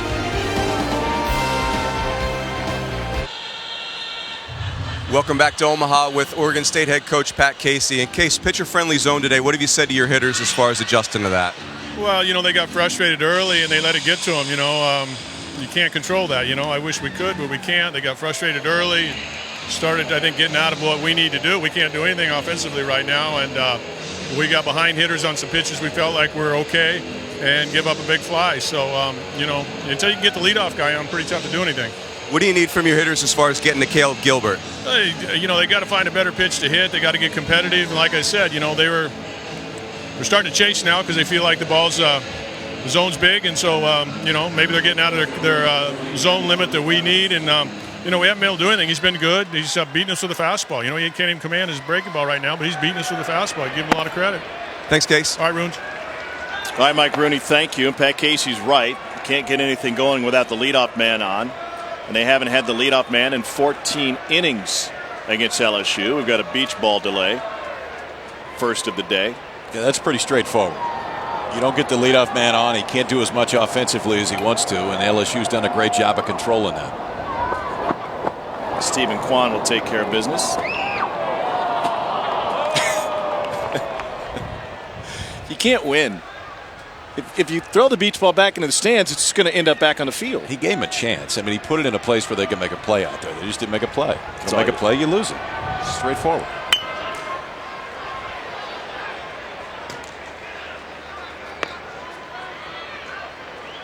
Antoine Duplantis, sophomore from Lafayette, Louisiana. His dad, Greg, was an All-American pole vaulter at LSU. His mom was a heptathlete and played volleyball at LSU. Little tapper back to Rasmussen. One down.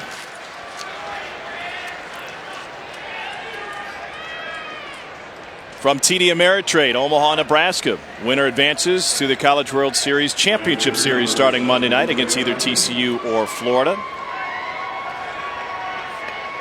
Tom Hart alongside Chris Burke and Kyle Peterson with Mike Rooney down on the field. A great day for baseball. LSU with a 5-0 lead thanks in large part to a pair of home runs from Michael Papierski.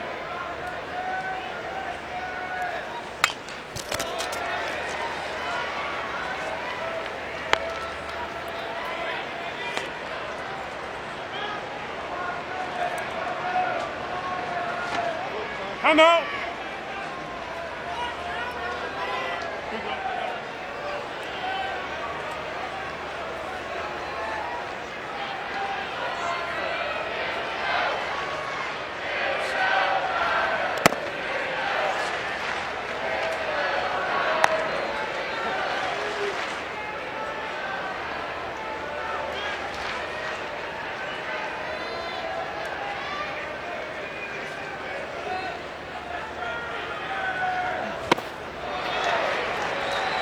Good combo right there. Mid-90s, good changeup for Rasmussen. That's what he got Duplantis to hit the little chopper back to him on.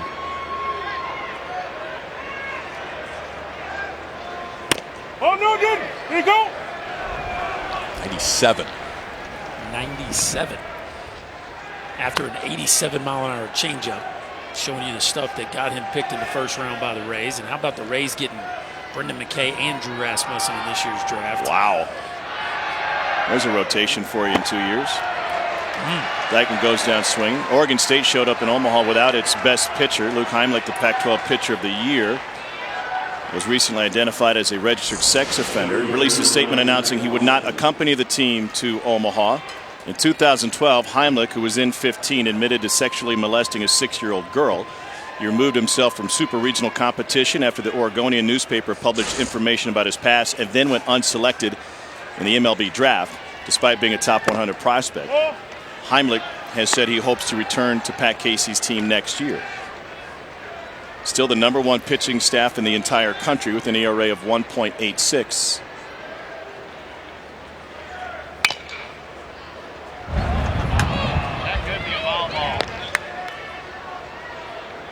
Ball and a strike to Zach Watson.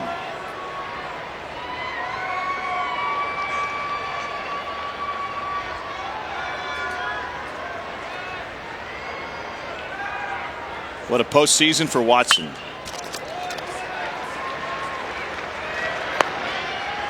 Yeah, we're seeing signs from Watson. He's a draft eligible sophomore next year too, but this is a kid that has really come into his own last 2 months, 2.5 months.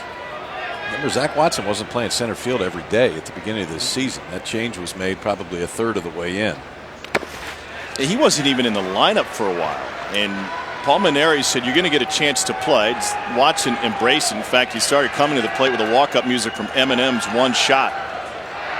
He understood that in one start against Wichita State, the way Paul Mainieri judges players on his team, a lot of times you're going to get an opportunity, and if you fail, we're moving on to the next guy. Watson never left the lineup after that. Talked to Nolan Cain before the game today for a long time about Watson. And he said, you know, when he came in the fall, the athletic ability clearly you could see. He's a supreme athlete. But we didn't see everything offensively. The strides that he has made from, call it, September 1st until now are extremely impressive. And it just seems like week by week the kid keeps getting better. And he was pretty good in high school. Out of Ruston, Louisiana, shortstop and closer. 4-year starter, #1 prospect in the state. 3-time first-team All-State performer. Talked to him earlier this season when I found out that he was throwing 94, 95 from the mound as a closer. I said, you thought about maybe pulling Alan Dunn or Paul Mainieri aside and saying, why don't I get a chance? To give you an idea of how good the LSU bullpen is, he goes, there's no way I could throw with this staff. Watson flies out to right field. That'll close the 5th. Clock's ticking on Oregon State. Just one hit on the board against Caleb Gilbert. It'll be Grenier, Quan, and Madrigal.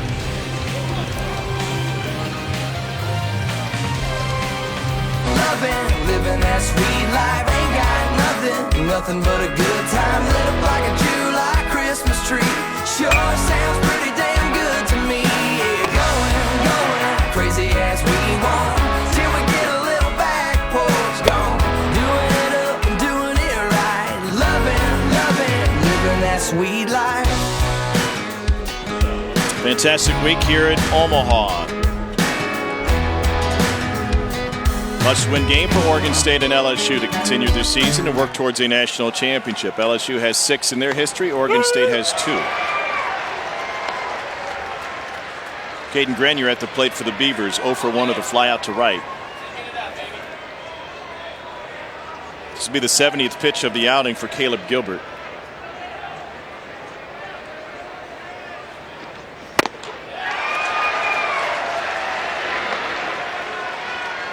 He's held his stuff too. Man. And that was one question that I had as this ball game went on for Gilbert. The stuff is very good. The fastball's been up to 93, 94. Slider's been a little bit inconsistent. I've liked his change better than his slider today. But he has continued what LSU started yesterday and keeping leadoff men on off base for Oregon State. It was Lang and Hess who did it yesterday for LSU. All Gilbert thus far today. Longest outing of the season for Gilbert came in the Super Regional against Mississippi State. He followed an ineffective Jared Poche with 5 2/3 innings. And allowed 2 hits to Andy Canizaro's Bulldogs. Little jam job, and Robertson reaches on one hop. Nice play.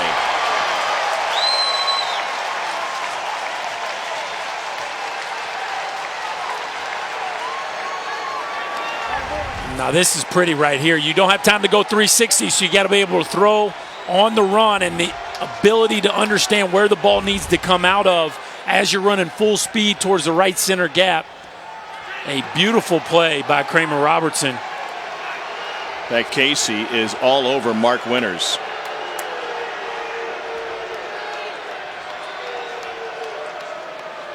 This is about last night. This is not about tonight. Heard him reference foul ball right there. That was about yesterday.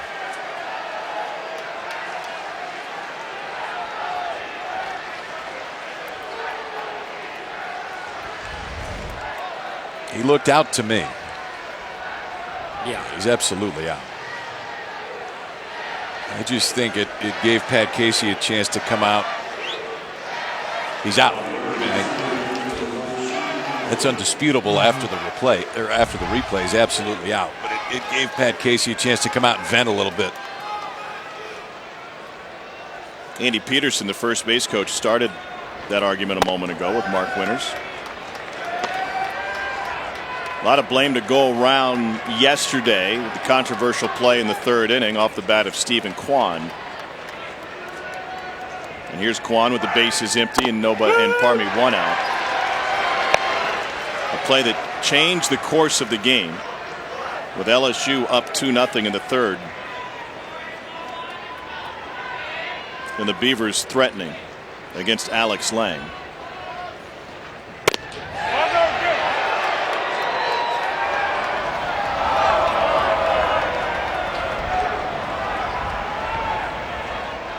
A lot of attention on the left field corner yesterday, both in the early game and in the late game, where they reviewed a shot down the line as well. Playing him shallow, sliding stop Freeman, 2 down. This is how it went down in a 2-0 game in the third inning. Stephen Kwan sends a shot deep into the left field corner, right on top of the line. The third base umpire had a look. Danny Collins calls it a foul ball from the jump. It was a reviewable play, but the NCAA, and Danny Collins specifically, did not review it. Blame to be shared by Pat Casey. He did not ask for a review in that situation. And it bears repeating, in the Pac-12, they do not have instant replay, although it is coming.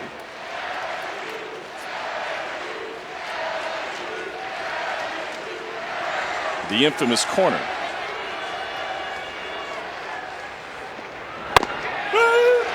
That corner got a lot of attention last night. That one in the late game. You know that, especially with the way that this game is going, that play is going to be on Pat Casey's mind for a long time.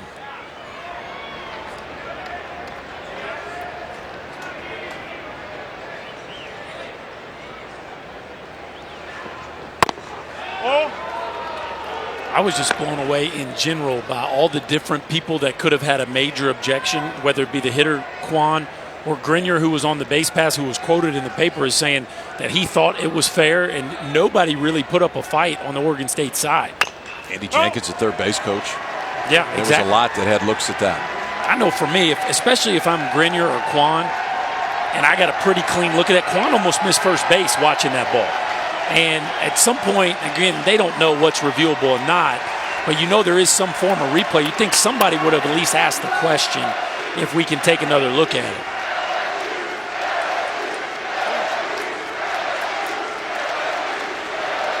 Pac-12 Player of the Year, Nick Madrigal, chops one to short. Kramer Robertson will run it halfway.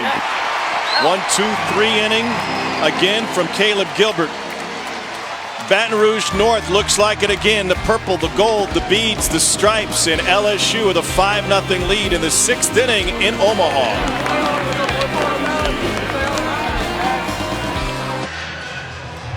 Tigers leading Oregon State 5-0. Bottom of the 6th inning. Tom Hart, Chris Burke, Kyle Peterson, and Coach Mike Rooney down on the field.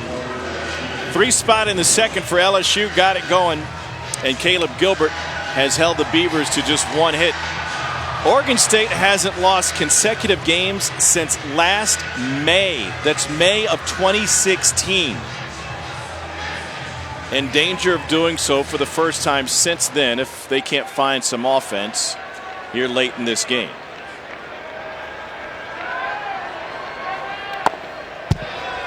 Andrew Rasmussen misses with the first pitch low, 1-0 to Josh Smith.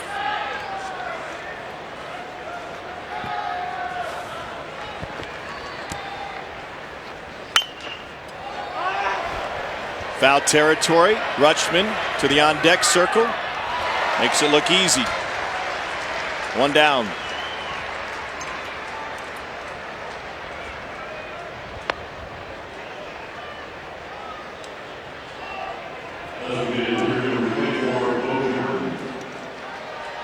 And with 1 down, here's Bo Jordan.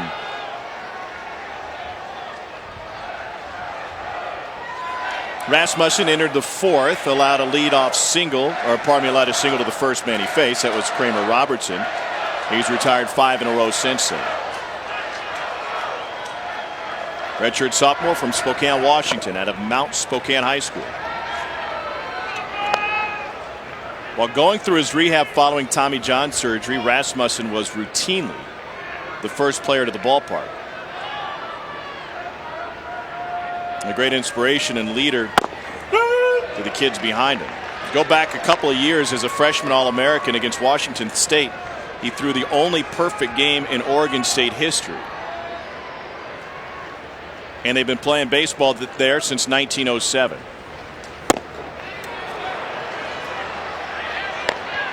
One and two. This stuff's pretty special. I mean, you see the ability to throw that cut slider on the outside edge. Change up we've already seen. That's been plus. Climb the ladder with that four-seamer right there.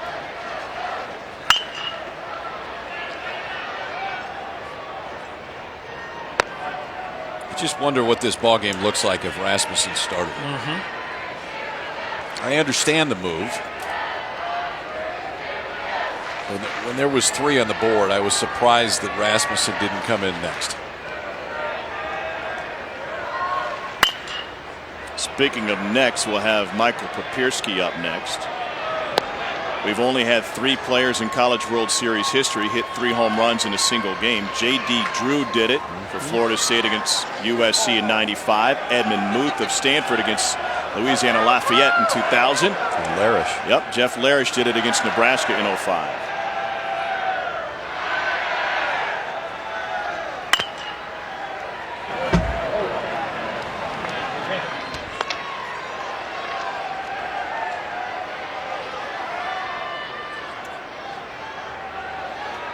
By the way, just under that note in the record book is Chris Burke's name, the only inside the park home run in College World Series history. Wait a second. Yep, the only. Jordan yanks it deep to left on a line. That's gone. Gorilla ball is back for LSU.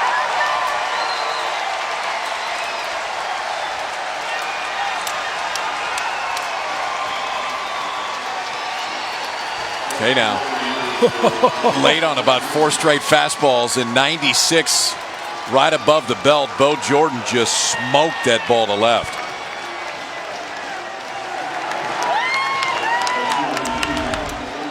A ball at his neck here on 2 strikes. He gets him in swing mode. Wow. And the ability to get the barrel behind the baseball and cover it up at plus velocity above the strike zone. What an impressive swing by Bo Jordan, and you know he's fired up. Tommy, I told you I thought these Jordan brothers would win a championship, and they got looking pretty good that they're going to get a chance to play for one. And now Papierski again. Home runs from both sides of the plate for Michael Papierski. His dad Mike has put the phone away from now on, for this point at least, after the fantastic camera work on his second home run of the day.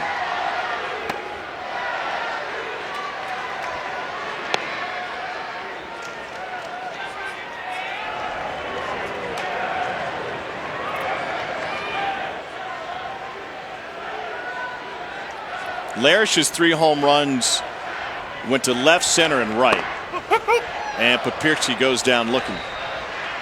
But he looked pretty good his first 2 trips to the plate. Here's his dad, Mike, running the camera from the camera phone.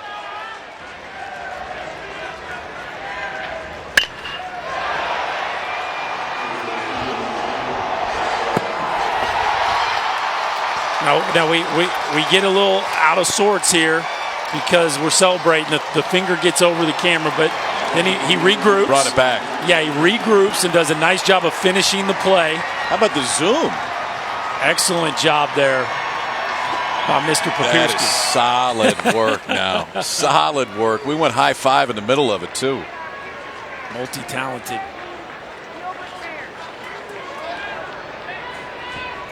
Jake Slaughter is 0 for 2. Home runs back, guys. No kidding. It is great.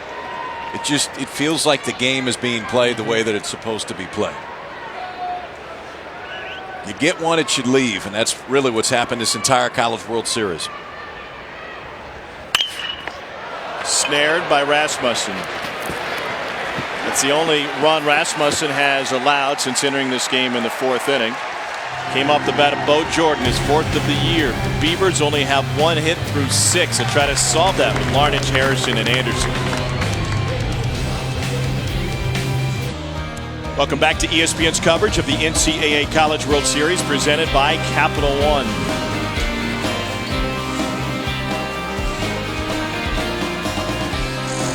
Big day. TCU forced an elimination game with Florida thanks to 16 1/3 scoreless from their bullpen. Alex Lang with another 8 strikeout game. Looks the second in the last 30 years to pull that off. And at 21 home runs, it's the most in the history of this ballpark during the College World Series. Get a chance to see Mr. Lang again now. I would doubt he would throw before Game 3. I don't think he would throw in Game 2. But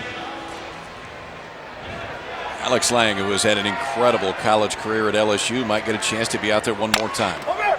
Chop to the right side. Cole Freeman. One down, and the leadoff hitter retired again.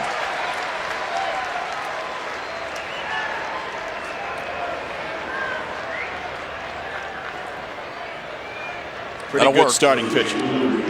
14 innings, 3 hits allowed, punched out 13. For Caleb Gilbert, it was the first time through the order. 5 of the first 9 that he faced struck out, all on fastballs, all looking. 8 outs remaining for Oregon State's offense to try to find something, and KJ Harrison looks at a first pitch strike.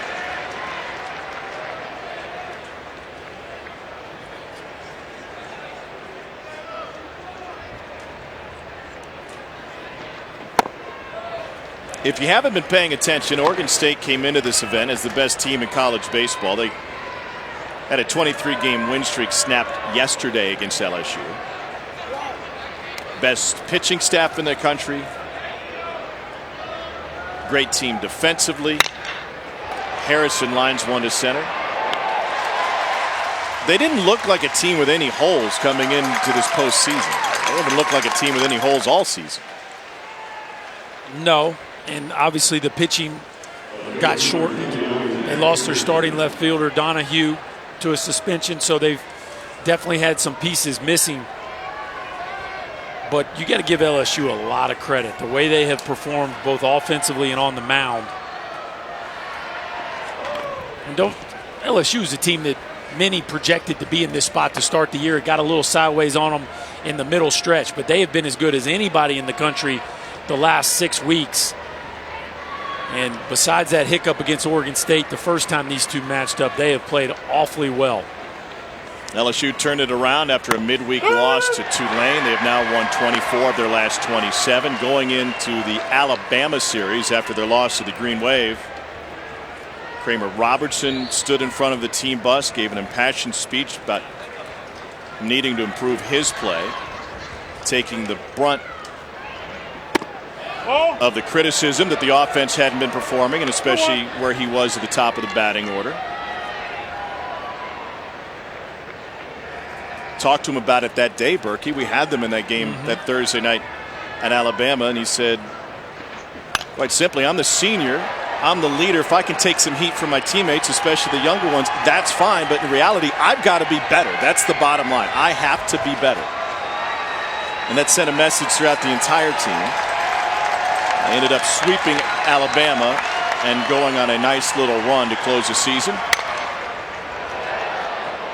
Yeah, you know, one of the things you hear from leaders throughout the years, especially athletes that are clubhouse guys, they'll stand up and they'll take the blame during losses, but they'll share the wins. And Kramer Robertson said, I'm not playing well enough. I've got to do better. He wasn't afraid to put the spotlight on himself. And since then,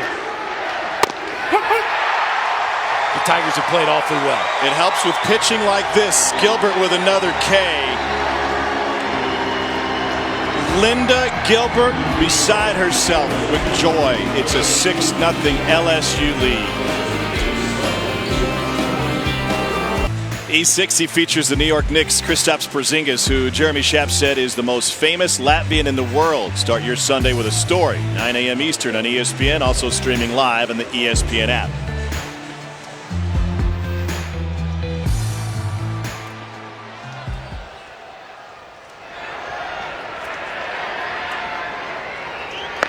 So Kramer Robertson leads off the 7th. You may know the story of the LSU seniors returning for another crack at a national championship. A couple years ago when LSU came here, Kramer Robertson didn't make the cut. He'd been injured over the course of the season, was working his way back.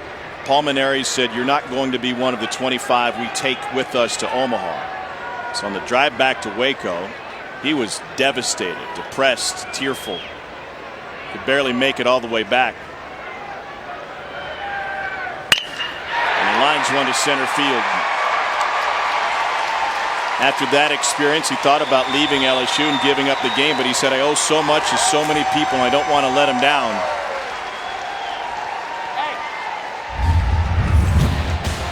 Greg Dykman, Kramer Robertson, Cole Freeman, all kind of leaning on Jarrett Poche, waiting to hear from him. Daily texts among the group. And when Poche decided he was coming back, everybody else was all in. Not just to get to Omaha, but to win the whole thing. Kramer Robertson has 3 hits. Yeah, he's broke out today. 3 hits and a walk. He scored in the 3rd. I think he's feeling all right. So remember our chat yesterday as Freeman pops up a bunt again. I talked to Kramer around the cage today, Berkey, and I told him about your comments during the game yesterday. That you would rather pop up weakly than line out to left field and line out on a hard hit in this scenario. That would make you feel better.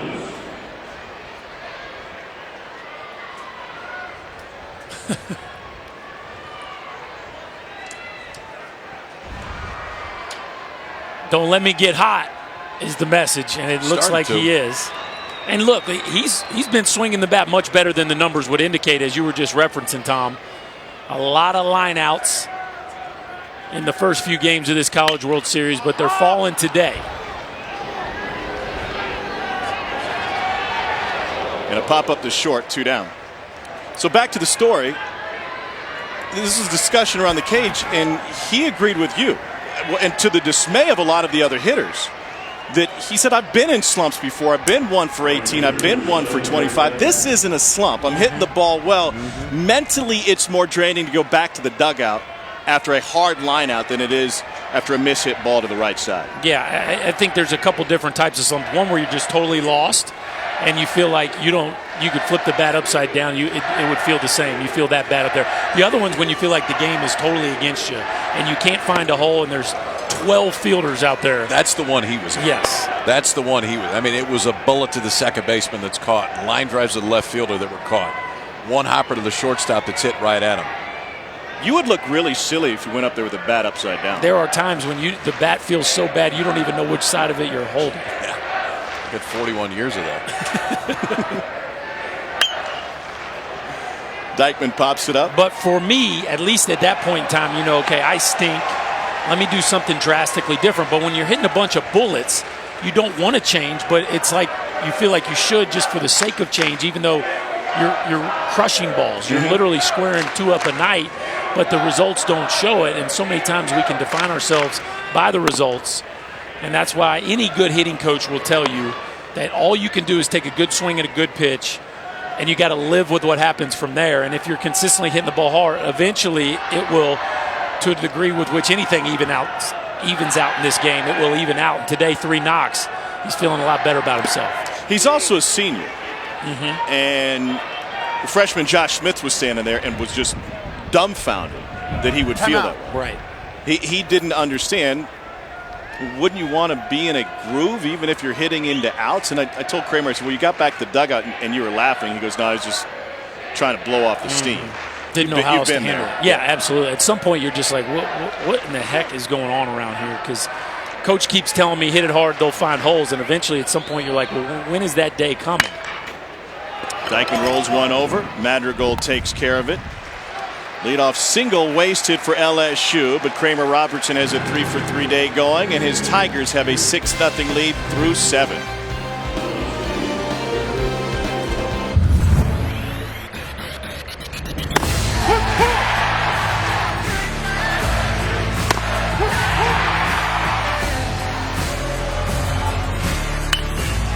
Well hit, deep right field. Larnach back. It is gone. Papierski sends this one deep to left. Dad's got it on the phone, and it's into the second row. Wow. How about that? Still to come, the Florida Gators and the TCU Horned Frogs. Gators in the house, ready to go. Their leader, Mike Rivera, from behind the plate. And They need a win to make it to Monday.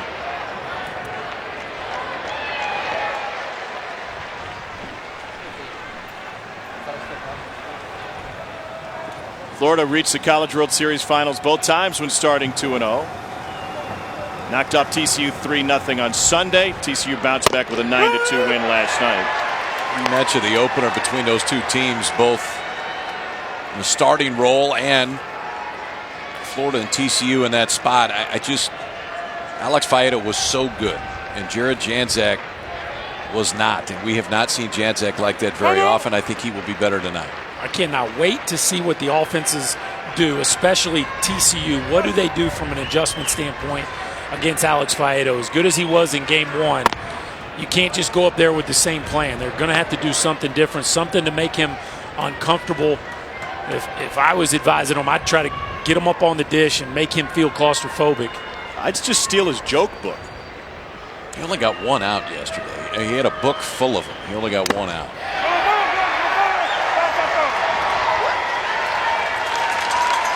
Tyler Malone strikes out.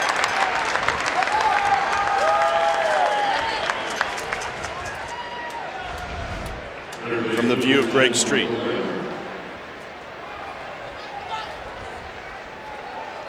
See Papierski turn around, show him the baseball. That was the only question as to whether or not that got in the dirt or not. But Mike Papierski turns around and has it. 2 straight strikeouts for Caleb Gilbert, 7 in the game. Let's check in with Mike Rooney. Guys, Omaha just makes heroes. LSU did not come here thinking Caleb Gilbert was going to start a college baseball game. He was going to be a reliever, and now he's got a chance to be a hero here. 7 1/3 thus far, 7 Ks. This would have been Eric Walker's start. The fantastic freshman suffered through some pain in his forearm and elbow throwing in a simulated game last week in Baton Rouge. It reoccurred on him this week, and he's shut out for the season.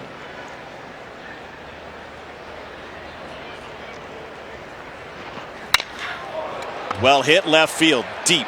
Duplantis will watch it sail over his head, and it's a solo home run for Michael Gretler. Oregon State's on the board.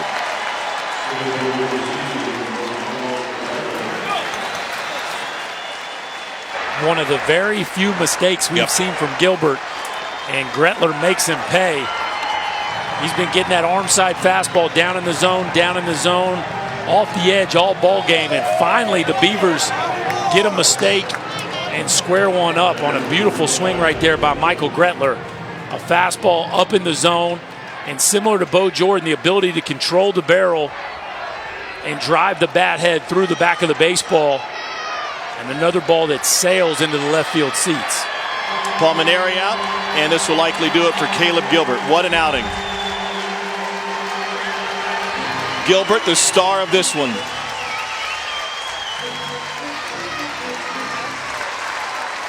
His 5th start of the season comes in Omaha, and it's a doozy. Kid that was expected to live out of the bullpen this entire College World Series. That might be the most important start LSU's had all year.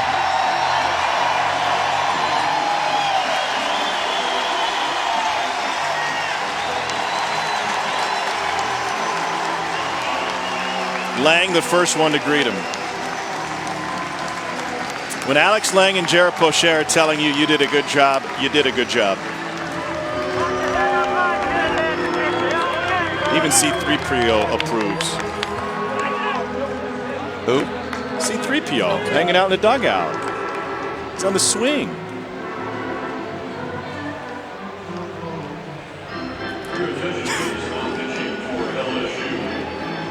Whatever it takes. I got a feeling he's going to show up on Monday too. Jordan Romero made the swing for C3PO. Looks awfully comfortable. No comfort in the Oregon State dugout.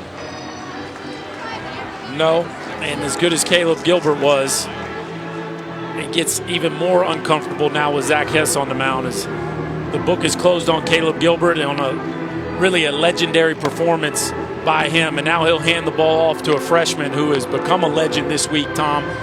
The stuff out of the bullpen has been electric, as he has shut down nearly every hitter he has faced. And it is swing and miss stuff, and it is a knee-buckling breaking ball. Hess threw 23 pitches out of the bullpen yesterday. The 6'6 freshman from Forest, Virginia, had originally committed to Virginia Tech. He's got 4 saves, an ERA of 2.70, and 80 strikeouts in just 56 2/3 innings pitched. He struck out the first 3 batters he faced yesterday. It's pretty straightforward. I mean, he comes in throwing 96, and the ball has a little bit of cut. When he decided to throw a slider, he threw one so good Papierski couldn't catch it, and he's one of the best defensive catchers in the entire country. For Zach Hess, when you get to the end of the ball game right now for LSU, the ball will be in his hand, on to try to get the final 5 outs and send LSU on to the College World Series Finals. He's already set an LSU College World Series record. We've got a Carl Hess sighting. Longtime college basketball official, has worked numerous Final Fours. In the LSU visor right in the middle of your shot. Hess made the full-time move to the bullpen 20 appearances ago. He's 4-1 since then. And he has dominated. Dad's worked some pretty big-time basketball games. He doesn't look unnerved by this, and neither does his son, who's a self-described adrenaline junkie. Into center field. 1 down. Or pardon me, 2 down.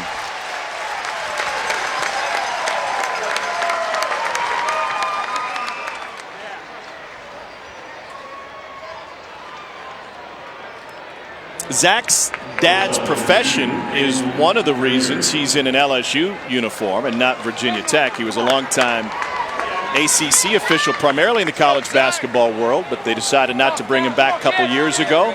So Carl Hess reached out to Rod Delmonico, the longtime Tennessee coach, and said, my son's recruitment is open once again. Could you recommend a couple schools he might be a fit for in the SEC?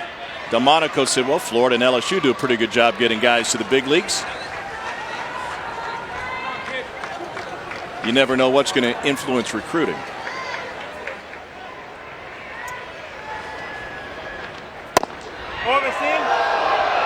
This is what a major league bullpen arm looks like. 92-mile-an-hour cutter just a minute ago. 94-mile-an-hour backdoor cutter. First pitch that he came in and threw.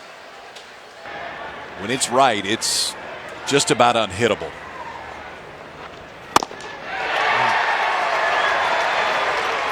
That's a good look right there, what it feels like to be Caden Grenier and trying to deal with the cut fastball as a right-handed hitter. Just really tough to get the barrel to it.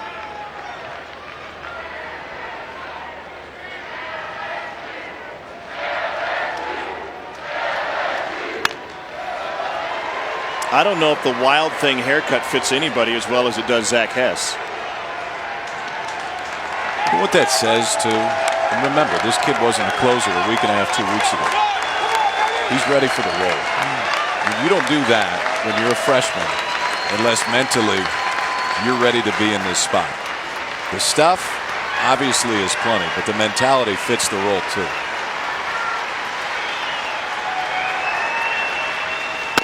To the slider, strike 3 swinging. Sick.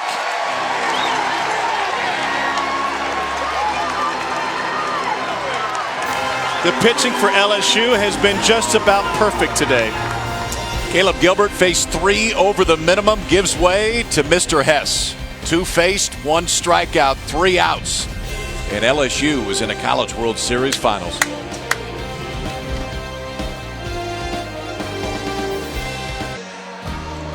Welcome back to ESPN's coverage of the NCAA College World Series presented by Capital One. A bunch of stars shining brightly for LSU today, including Caleb Gilbert.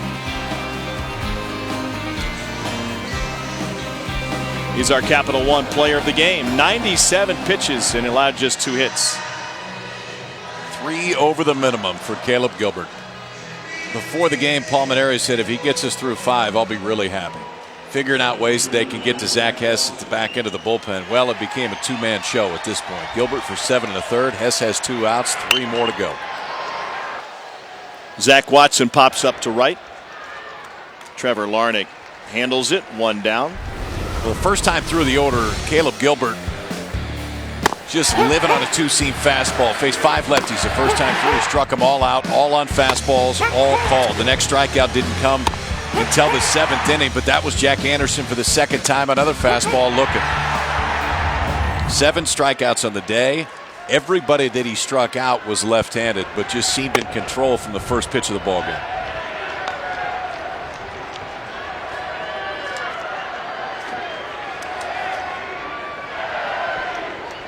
This is Josh Smith, freshman third baseman.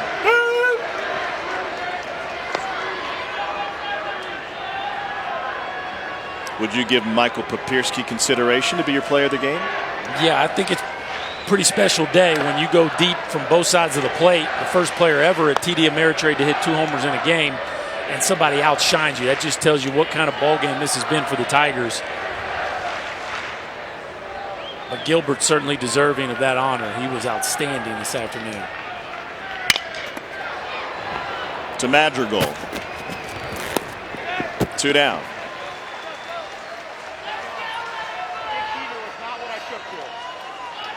This week, it's an NL Central battle at Busch Stadium for Sunday Night Baseball. It's a series finale between the Pirates and the Cardinals. Our coverage begins at 7 p.m. Eastern on ESPN with Baseball Tonight's Sunday Night Countdown, and it's also streaming live on the ESPN app. LSU fans to their feet.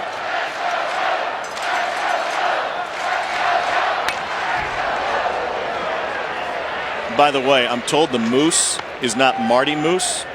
Okay. It's Fred Moose. It's good. I was concerned. Glad we took care of that. Clarified that. We'd like to be as factual as possible. That's a warm face. You've got the beard already, and then the Moose sign. Bo Jordan sends his shot to center. 6 straight retired now by Rasmussen. We go to the 9th. Oregon State needs 5 runs to extend its season. They'll lean on their stars, Stephen Kwan, Nick Madrigal, and Trevor Larnach.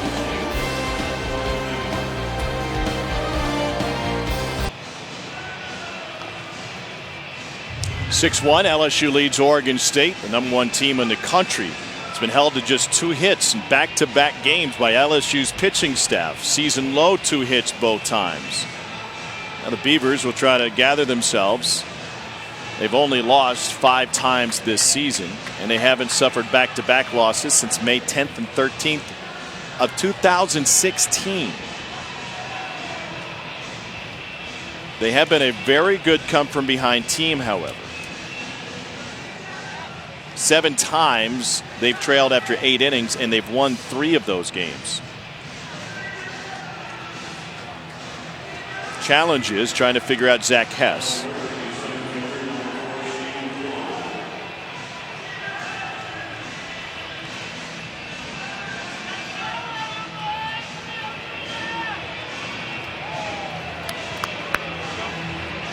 Stephen Kwan is 0 for 3 today.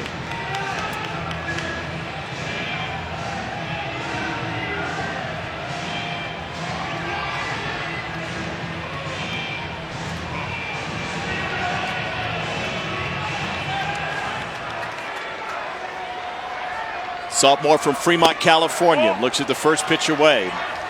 One of the rare times he didn't show bunt on the first pitch.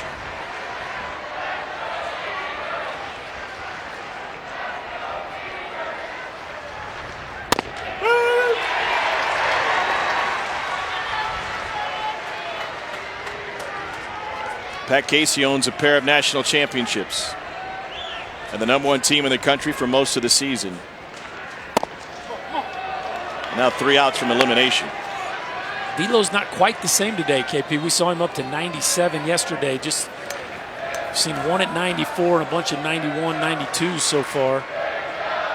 He's gone bounce back to back 4 times this year, and Kwan's going to lead off the ninth here with a single to right.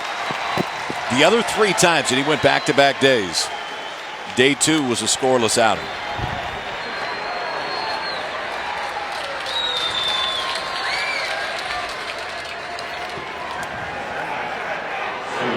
Well, this is who you want at the plate. If you're Oregon State, you need to get something cooking. A runner on for the Pac-12 Player of the Year, Nick Madrigal, hitting .333 here in Omaha.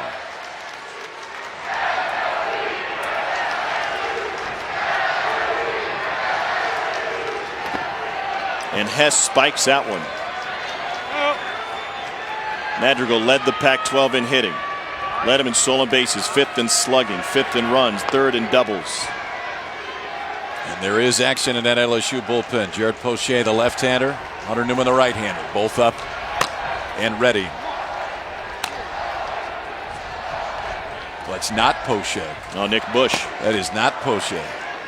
Nick Bush, the left-hander, up and throwing. Larnick is the lefty on deck.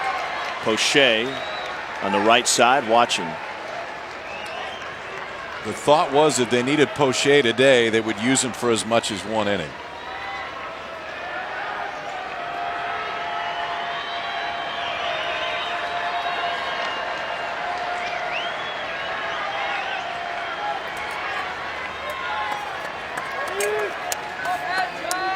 Two and 0 to Madrigal.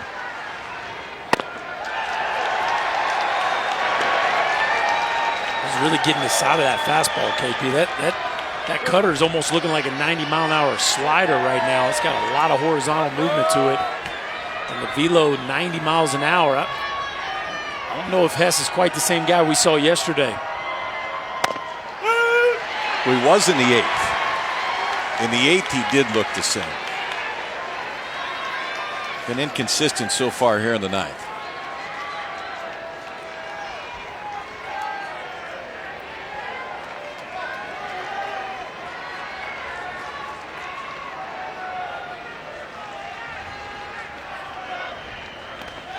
That one gets all the way to the backstop on ball 4 to Madrigal. Quan will stop at second. So 2 on with nobody out. Does it bother you that he missed or how he missed? Was missed 2, maybe 3, just like that too, where they're not even close. Pitching coach Alan Dunn out. If they were misses in the last inning, the misses were very close. We didn't see this yesterday, and we didn't see this in the 8th inning. Now, that can come back in a hurry, especially if somebody hits a one-hopper right at somebody and you turn a double play. At the right time for Alan Dunn to come out. The arm looks a little, the slot looks a little low to me. Looks like he's getting on the side of it. And I tell you what, the last thing you want to do is start issuing 1 or 2 more free passes before you get him out of this ball game, because there's not a lot of swing and miss left in that LSU bullpen.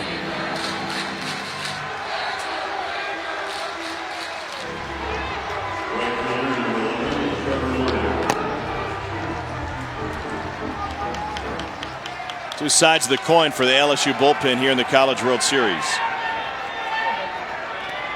Nobody out with 2 aboard for Trevor Larnick. Take the one here. Not be swinging. You would not be swinging right here if you're Larnick. Larnick's driven in a run in 14 consecutive games. Looks like he's getting on the side of the baseball and see just how much that ball is cut. See the finish. You can absolutely see the finish. He was getting on the side of it.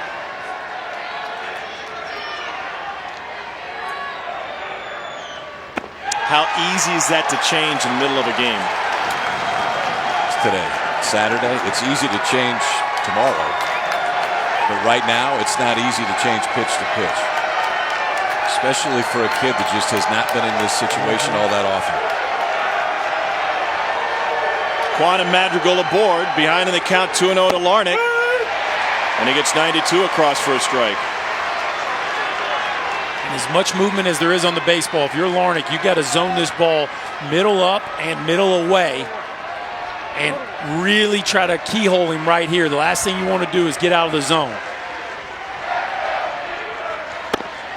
3-0, wow. The strike zone again. And it just can't happen at this point in the ball game. Not now. That was ball 3. Now Larnick has to defend. Can't defend that. Not when it's 6 inches off.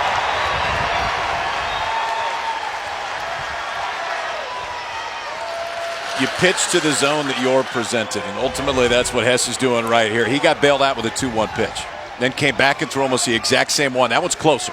That one was not far out as the 2-1 right there.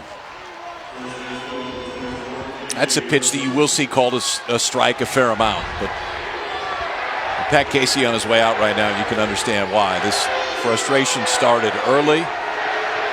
It's been consistent on both sides. I mean, it hasn't been inconsistently favoring one side or another, but it has been wide from the first pitch of the ballgame. But from an Oregon State perspective, while the strike zone has been similar, because of Gilbert's accuracy, Oregon State has been the victim more often than not. But right, you either take advantage of it or you don't. And LSU has taken much better advantage of it on the mound than Oregon State did. And I like the move by Pat Casey right there. You have to put your feet in the ground, as Larnach's going to get his money's worth on the way out. But if you're Pat Casey, you can't let that go any further. You got to let him know that you're not happy about the zone. You only have 2 outs left. KJ Harrison has hit a grand slam here in the College World Series, and he swings at the first. Room in foul territory. Slaughter. 2 down. And I want to know why. I know KJ Harrison's one of the best hitters in the College World Series, but with a young man who looks like he's fatigued and struggling to find the strike zone, you can't hit a 5-run homer right there. A walk is even better than a 3-run homer right there, honestly, because you just keep the pressure on, and Harrison gets a little over anxious, and now LSU just 1 out away.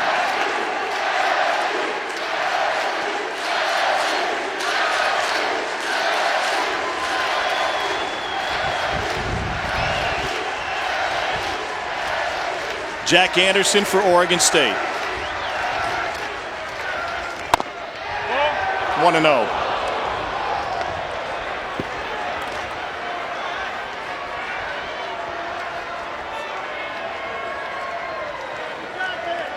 Beavers are 0 for 7 with runners in scoring position over the last 2 games against LSU. 0 for 3 today.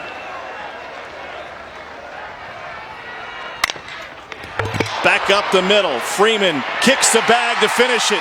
And LSU's going back to the College World Series Finals.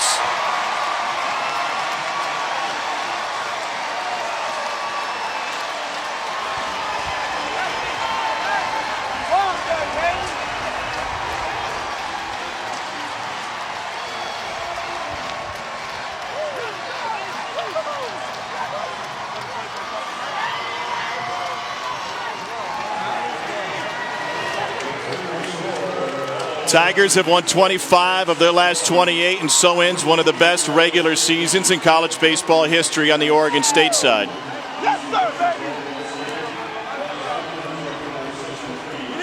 Incredible season by Oregon State, and LSU answers the bell 2 days in a row.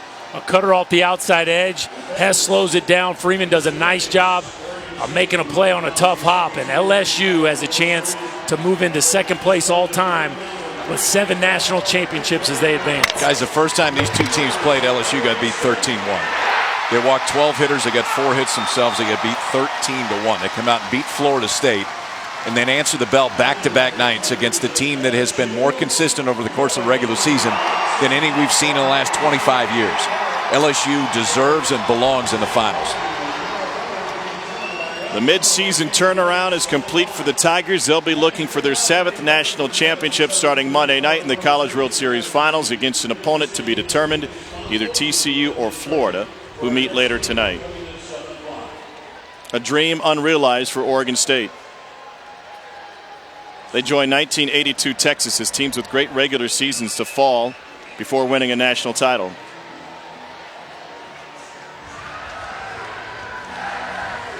Paul Maneri has 1 national championship in his back pocket. That happened over at Rosenblatt. Been a while since LSU has returned to the top of the hill, and they'll have a chance to do just that here at TD Ameritrade. Mike Rooney is standing by with Paul Maneri. Thanks, Tom. Paul, what about the performance of Caleb Gilbert? Unbelievable. Really, Mike. I can't tell you, I went to sleep last night picturing that Caleb Gilbert would give us 7 shutout innings into the 8th inning. Of course, I couldn't have told you I dreamt that Papierski would hit 2 home runs and Bo Jordan would as well. It was just a great performance by Caleb Gilbert. The whole team played really well. And, we're moving on. We get to play for a championship. We're excited about that.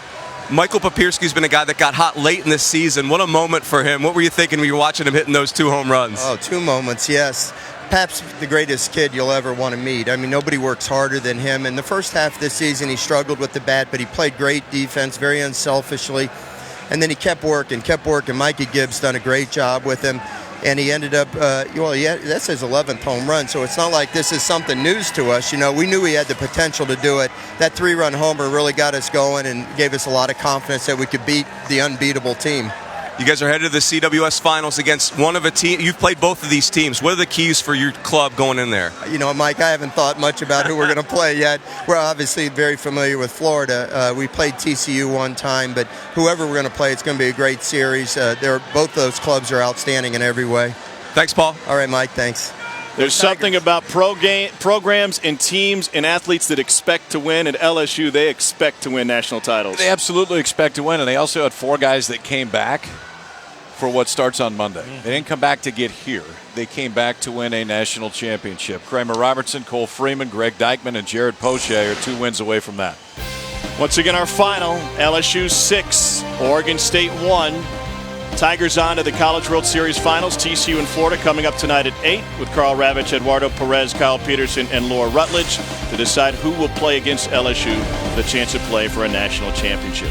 Stay tuned next for SportsCenter, and tonight at 8 o'clock, it's Florida and TCU. What a fantastic week here in Omaha for LSU and their fans. It continues.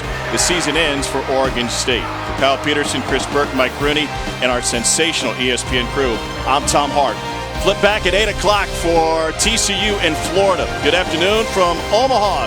Coming up next, it's SportsCenter.